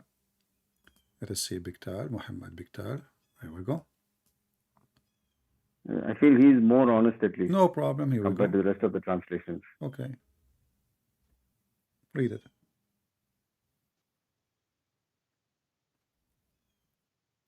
It's still the same. It didn't change yet. Okay, it's changing now. Piktal. Yeah. No calamity befalleth save by Allah's leave. Yeah. So they're talking about a calamity here. They're not talking about sin, is it? You know, all those are bad. The bad things. But calamity here is musiba. Yeah, any bad thing. Any Yeah, I calamity asked you. falls, Do you but remember? save I asked by you, Allah's leave. is sin is bad thing? You said yes. Yeah, but this is calamity is different from sin. Okay, Sin you is see, basically you when you a you, person you wanna does something, okay, right? you wanna say I don't know, I don't know how honest you are, but I will go with you. When somebody, I just showed you, the Prophet says when you do fornicate, Allah He made decision for you to fornicate. When Adam he commits sin, did he choose to commit sin against Allah, or it was Allah destiny, which is calamity?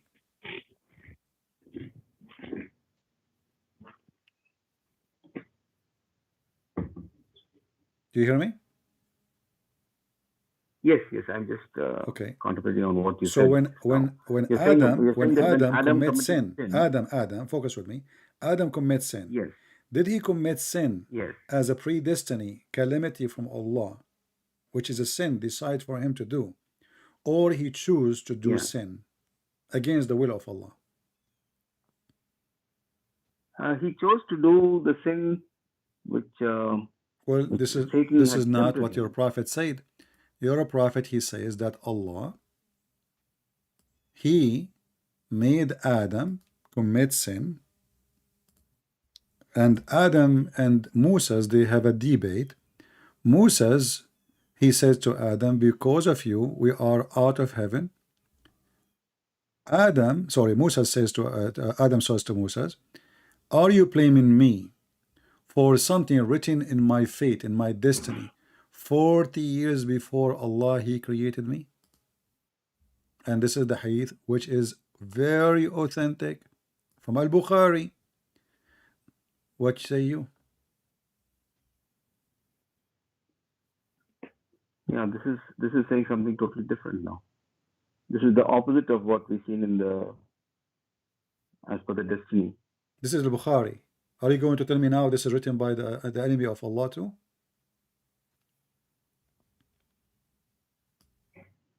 So Moses and Adam are arguing here, and Moses is telling Adam that you are the father who disappointed us and turned us out of paradise. And Adam said to him, "Oh Moses, Allah favored you and He talked to you and He gave you the Torah and He wrote the Torah for you with His own hand. Do you blame me for an action which Allah has written in my fate 40 years before my creation?"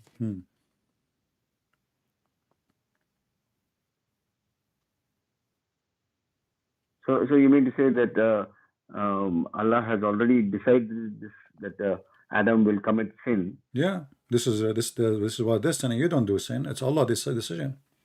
All the sin we do according to Islam, it's a predestiny, and we have to do the predestiny. And this is, as you see, Al-Bukhari. Are you going to say now this is written by the enemy of Allah too?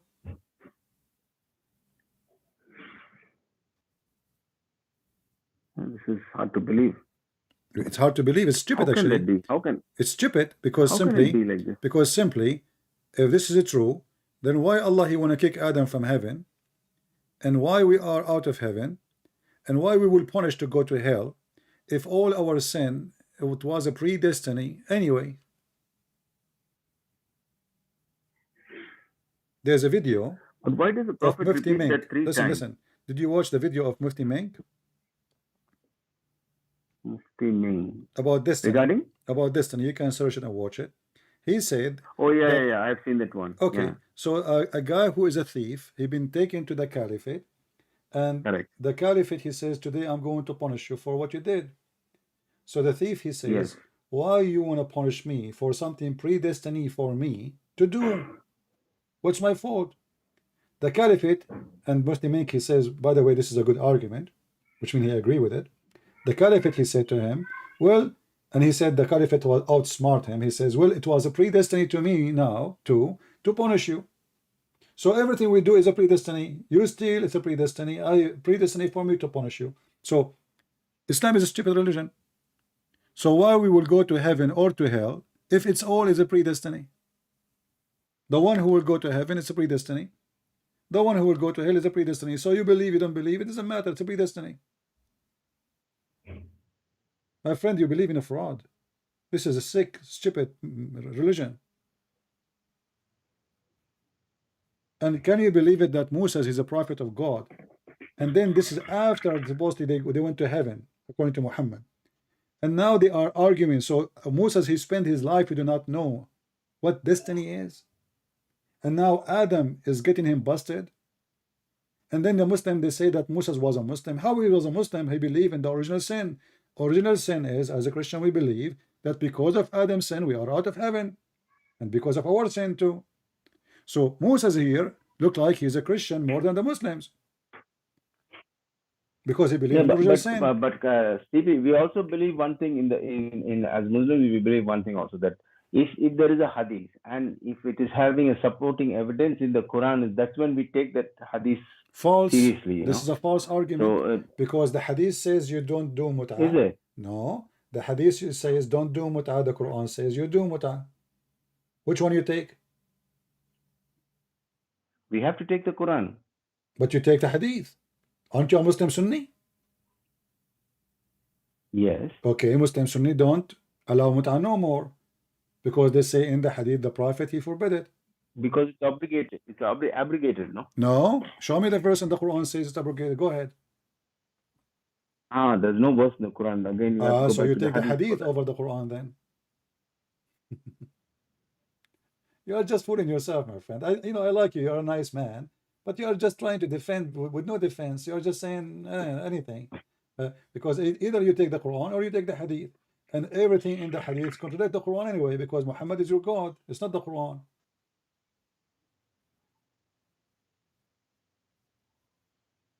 Yeah, this doesn't make... If a child, he die, where he go? If an infant, he die. If an infant, he dies, he will... Again, if you look at the destiny, means what he was destined to do then in this case. What? Okay. Whether he was destined for people, heaven they or go hell. to hell and to heaven. Is that because of their sin or it's because of the destiny?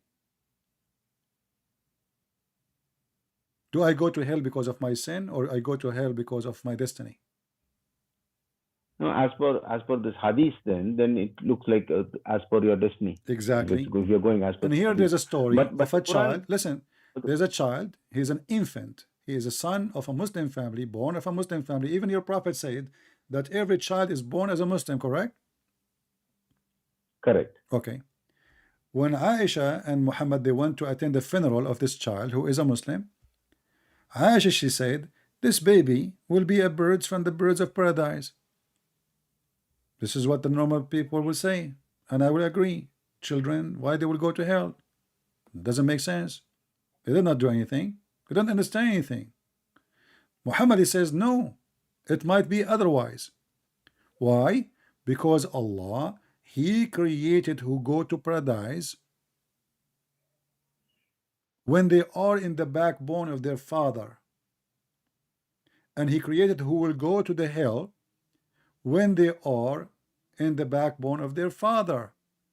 So it doesn't matter if you commit sin or not. So Muhammad is confirming that even the infant who never committed sin, and even Aisha, she said, he has not reached the age, he commit no sin. Aisha, she's saying, this child, he did not commit any sin. He did not even reach the age of somebody who can commit sin, which means he's a baby, infant. So Muhammad says, Aisha, peradventure, It might be otherwise, which means he might be a bird from the birds of hell. Because God, Allah, created for paradise who is fit for it while they were in their father backbone. And he created for hell those who they are will go to hell. So my friend, your religion is a fraud.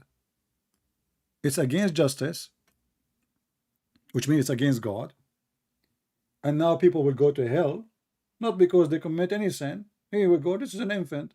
Just because this God, when he created him, he says, this baby go to hell, this baby go to heaven, this baby go. So when you are, you and me, before we are created, before we come to existence, according to your false prophet, Allah, he decide who will go to hell, who will go to heaven.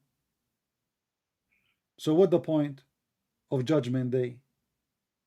What the point of religion anyway? What the point of God anyway? This guy is making fun of us. So he created me to go to hell, that's it. He decide before even I do anything, he go to hell. And this is an infant of a Muslim family. He's not even an infant of a Christian family. He commit no sin. He did not reach the age of sin. And now this God, according to Muhammad, he might send him to hell. Why? Because he decided before he created him. So my friend Abdul Mu'min, I invite you to leave Islam immediately. Are you really convinced with this, Abdul Mu'min? Be honest with me. Is this also mentioned in the Quran? Well, you see, you Muslim, you take the Quran from Muhammad. Why you don't take what Muhammad said? In the Quran, I just showed you the verse. Anything happen to you is from Allah. Even the bad things is No, from Allah. like see what you're saying makes sense here. What I can understand what you're saying. You really have a point here. But you know, when we discuss this inside our mosque, we raise these points with our sheikhs here, and they tell us that you know these are hadiths. You have to compare it with the Quran and see. But again, you showed me another point regarding the muta. So I'm confused now. My friend, all of you Muslims, when you say I'm a Muslim, it's mean you believe in certain things, and one of them is called al-qadar, correct? Sorry, what is that? You believe in the pillars of Islam, you believe in the pillars of faith, you believe in those things, don't you? Correct. Okay, do you believe in al-qadar, which means destiny? Al-Qadar.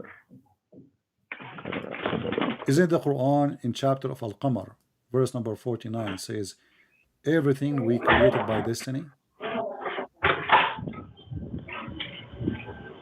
Just 1 second, hold on, please. Charger. My phone is dying. Just 1 second. I'm just putting on a charger. Well, your phone is dying and your faith is dying too. Just wait, you will leave Islam by the end of the day. You think so? Oh yeah. Nah, my faith is strong. Yeah, I can tell. You just said I'm confused. Yeah, you confused me and left me now. So No, you are confused not because of me. I You are have to confused blame you because for of that. Allah words and His Prophet words. None of them make sense. Okay, there I put the charger and it's charging. So okay. Yeah, so it doesn't make sense when we look at it like this. Yeah, I admit it doesn't make sense because how can a child go to, how can an infant, it says like an infant here. Do you believe by the will Who of has Allah? not Let reached me the make it age. simple for you. Do you believe because Allah allow you to believe or because Allah give you freedom to believe? Do you need permission from Allah to believe?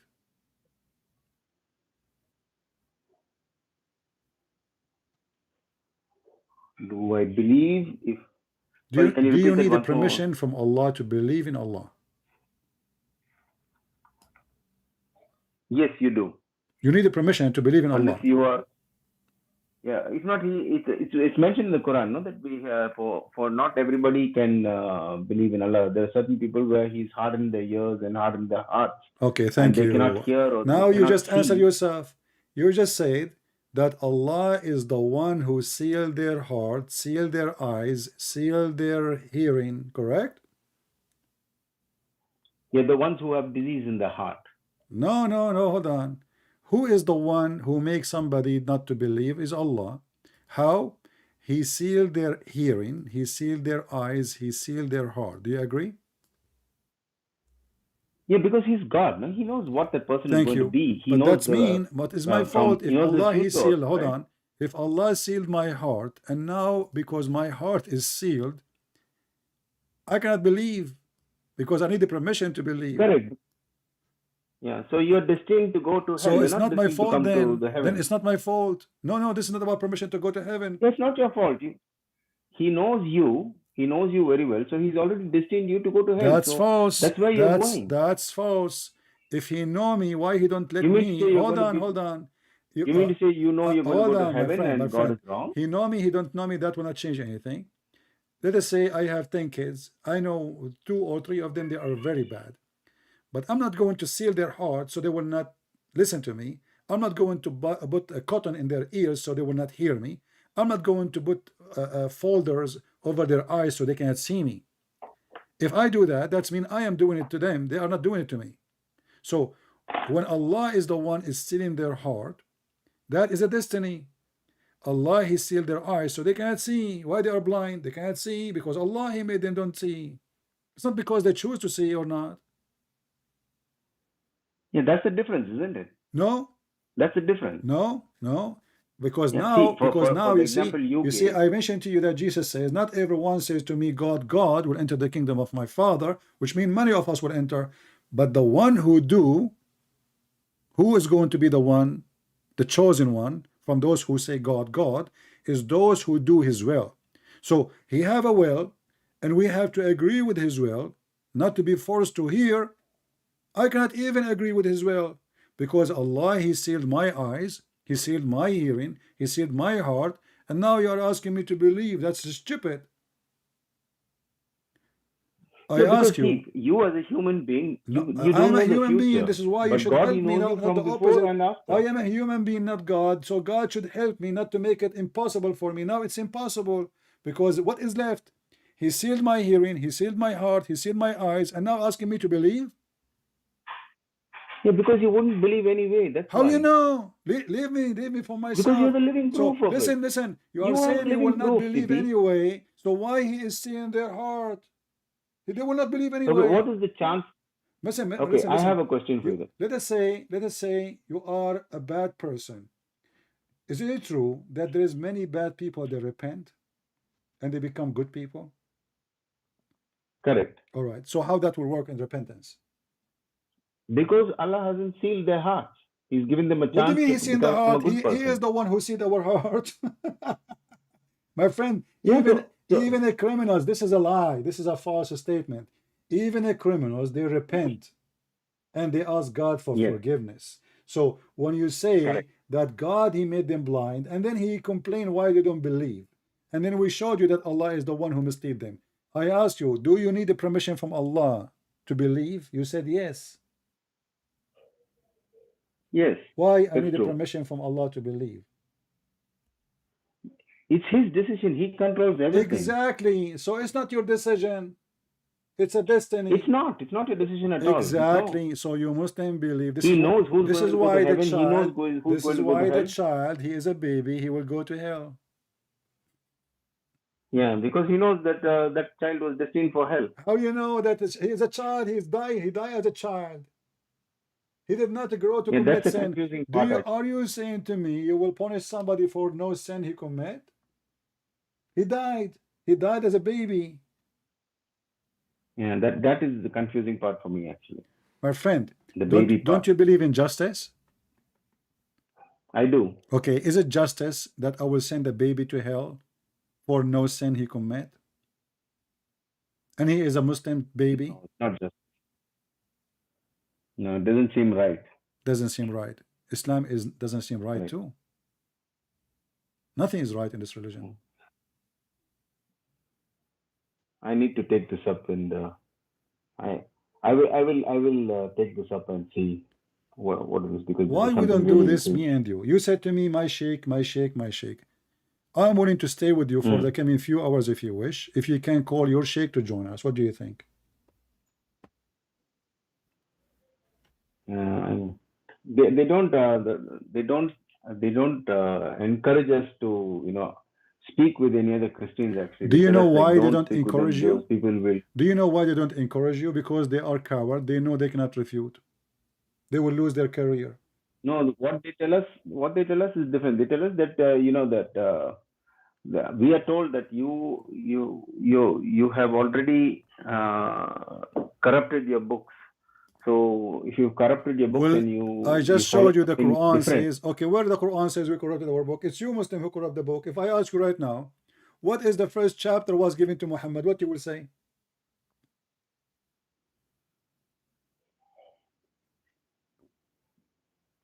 I have no idea. Isn't it the one it says to him, But Iqra, read? I know that Read? there is an order of revelation and there's an order of Yeah. Okay. So the angel, he came to Muhammad. The first thing he said to him, read, correct?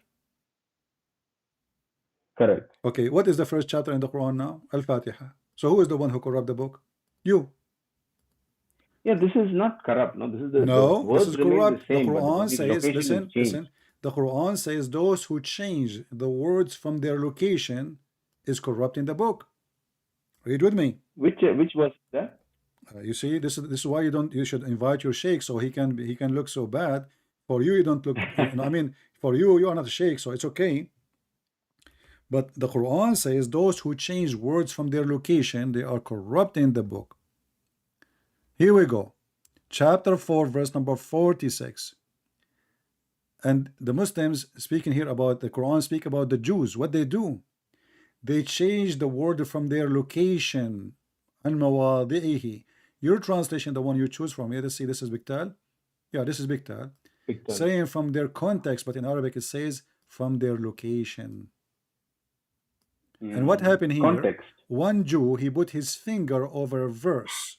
He did not change it even. He just put the finger over the verse about stoning to death in the Old Testament. Muhammad is accusing them that they change the words from their location, and that is a corruption. But he did not change the book, because later we see Muhammad swearing by the same book. He took an oath. So as you see, the one who changed words from their location, he is doing corruption according to the Quran. If you change the translator, this is Big Tal. Let us go to the front idiot. Hilali and Khan.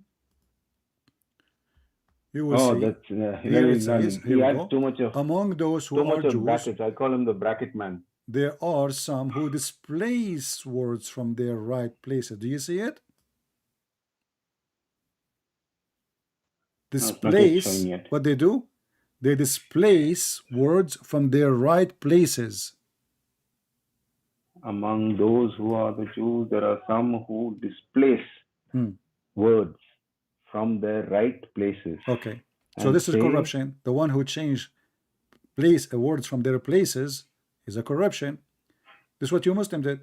We hear your word, and you change words, you change chapters, you change sentence, you change everything. As an example, if you go in the Quran, there's a verse in the Quran I think says it's talking about the twisting of the verses. What? I think this is more to do with the twisting of verses. They are taking it, interpreting it in whatever would suit them. Like, for example, the Quran verse, when you take it, you interpret it in a way, but a sheikh, they interpret it in a different way. I'm not interrupting, my friend. I can show you the interpretation by Muslims. I'm not going to give interpretation of my own. If I give you my own interpretation, you would die laughing. Listen, the last thing Muhammad he said before he died, today I choosing for you Islam as a religion. Complete my favor upon you, according to Muhammad. Allah saying that. Do you agree with this statement? Before he died, this day, I have perfected your religion for you, completed my favor upon you, and have chosen for you Islam as your religion. This is the last statement Muhammad he said before he died. Do you agree with it? Where is it mentioned before he died? It mentioned that before he died? So it's not before he died? This day I perfected your religion. I'm asking you, this is completed my favor before he died, you? or is this long before he died?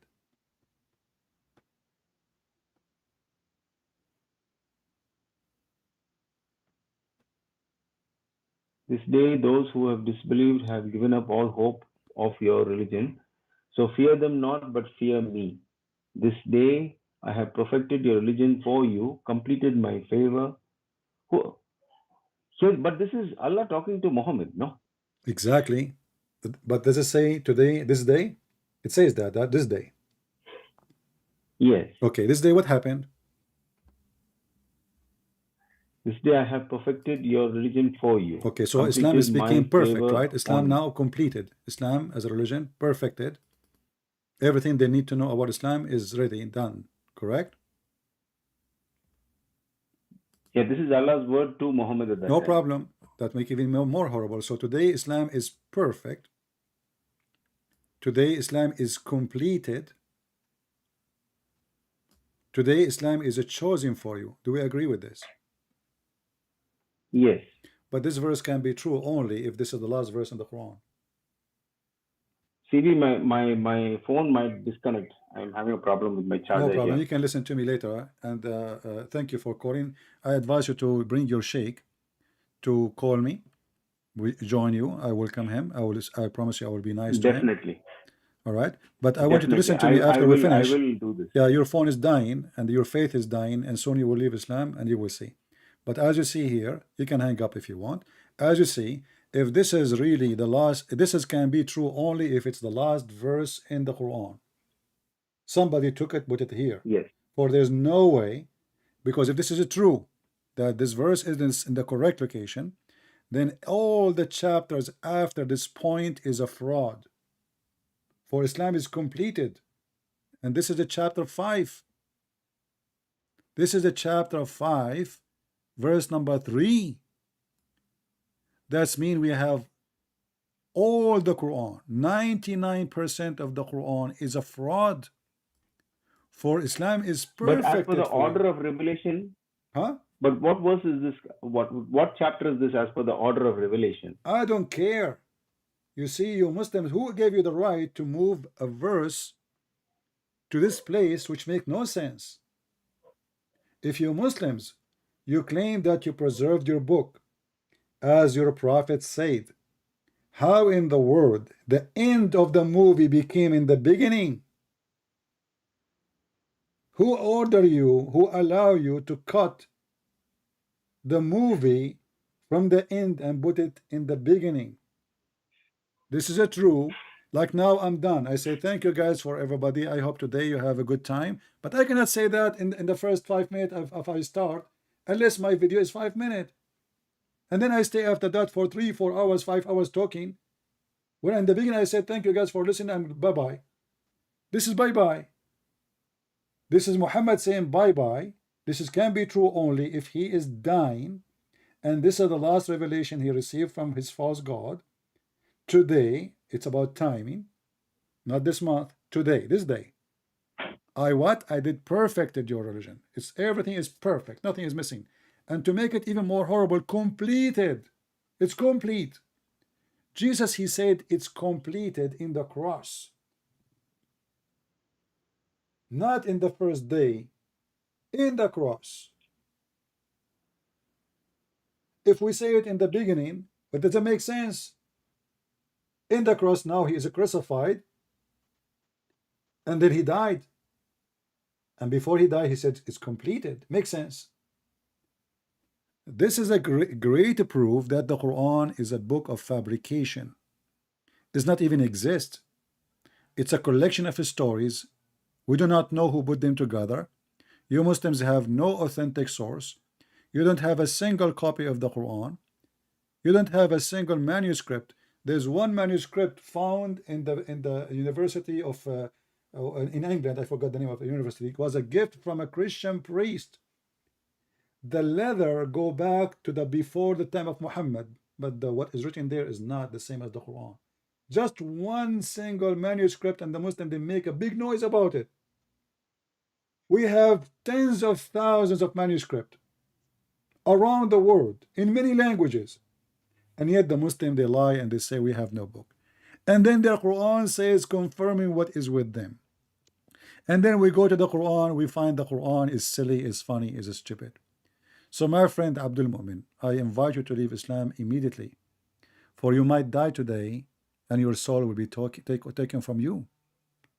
And forgiveness is not a choice always. Forgiveness after you die, there's no forgiveness. So this is a religion of a fraud. Everything there is contradiction. The Quran itself says, if this is a book made by other than Allah, you will find in it a lot of contradiction. So the Quran itself failed the test of Allah, which is a silly test, by the way, because I have many books, wrote myself, and have zero contradiction. Doesn't mean I'm God. It's a silly challenge. So I advise you to leave Islam immediately, for you might go to sleep and you don't wake up. And Jesus, the mighty Lord, will come. The Almighty God, He will come to you in the day of judgment, and He will say to you, did you speak to Christian Prince? Did he say to you, believe in me? Did you hang up and says no? What say you, Abdul Mu'min?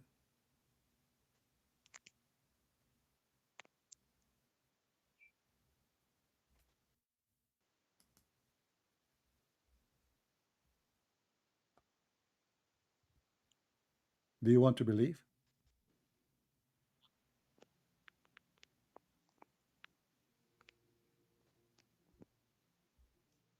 Abdul Mu'min? Yes, yes, I'm here. Do you want Sorry, to believe? I'm having a problem with my charger. It's going on and off. Oh, okay. Do you want to leave Islam, my Sorry friend? Not today. Not today. Tomorrow is good. I have to check certain things with my sheikh over here, and definitely I'm going to speak with him and try to come to speak with you. But Abdul Mu'min, just to show you how sure I am, just to show you how sure I am and how unbrave they are, and they knew they are fraud. Tell them this guy, he offer a respected challenge. We can make you yourself a moderator between us, you as a Muslim. They can come to debate me, and you can switch the microphone between us. There's no time, crossfire, but just to cool it down in case things go out of control, I will make you a moderator. What do you say? I don't accept moderator, by the way, usually. I don't accept moderator because I will check with these people. Yeah, so bring them, tell them. I stay in Go ahead. I stay in a country which, you know, it is very. I stay in Saudi Arabia, so it's a very. No problem. I mean, you are not doing anything. You are asking them. Don't say anything in front of them. Just tell them, debate this guy, prove him wrong. Okay. And as long as you stay Saudi Arabia, that's mean they can bring somebody who speak Arabic. That even would be even easier for me. Okay. All right. So tell them this guy is a challenging loud and clear that not a single sheikh dare to come and debate him. If they can make a victory, they will make a victory for Allah. Why they will not do it? If they refuse to do it, it's mean they knew that they have the weakness. They have false God. They have false prophet. They have false books, and they don't want to face the truth, for the truth will defeat them. No, definitely they will come. I will speak with them, and I All will try right, my best to convince them to come. I will take your word for granted then that Mr. Abdul Mu'min, soon he will invite his sheikhs, and he says definitely they will come. We heard him. So let us see how definitely work. I will give you a few days to come back to me. I go live always, every like a day and two or something. So anytime, Abdul Mu'min, you can call me and tell me I have a sheikh with me. I will be happy to have them. Inshallah. All right. Thank you, my friend. Thank you for calling. You're a nice person. Thank you very much. Thank you. Take care. Thank you. Let us pray for our friend Abdul Mu'min, that he will see the truth and the truth will set him free. And let us pray that the sheikhs, they will accept to come, and if they have faith, there's no reason for them not to come. You see, as you see, we spoke all this time, we have nice conversation, we would do the same. I humiliate a person if only he is rude, is filthy. As long you are, being a good person, you are more than welcome. I will speak for you for hours until you give up yourself, until your phone die or you die. So as you see, Islam is a false cult, and this is what we prove every day. So I want to say to you all, thank you for being here. I hope today we have a good time together.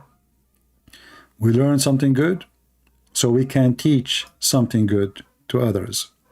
Remember always that what you learn here is not just for you.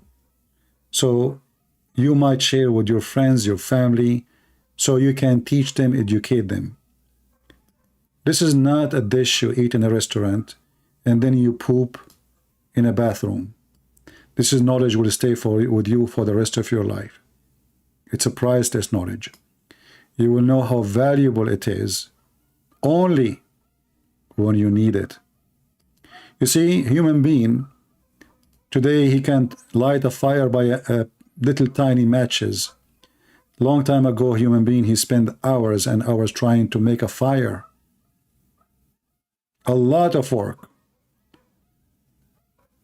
But fire can be started by a match.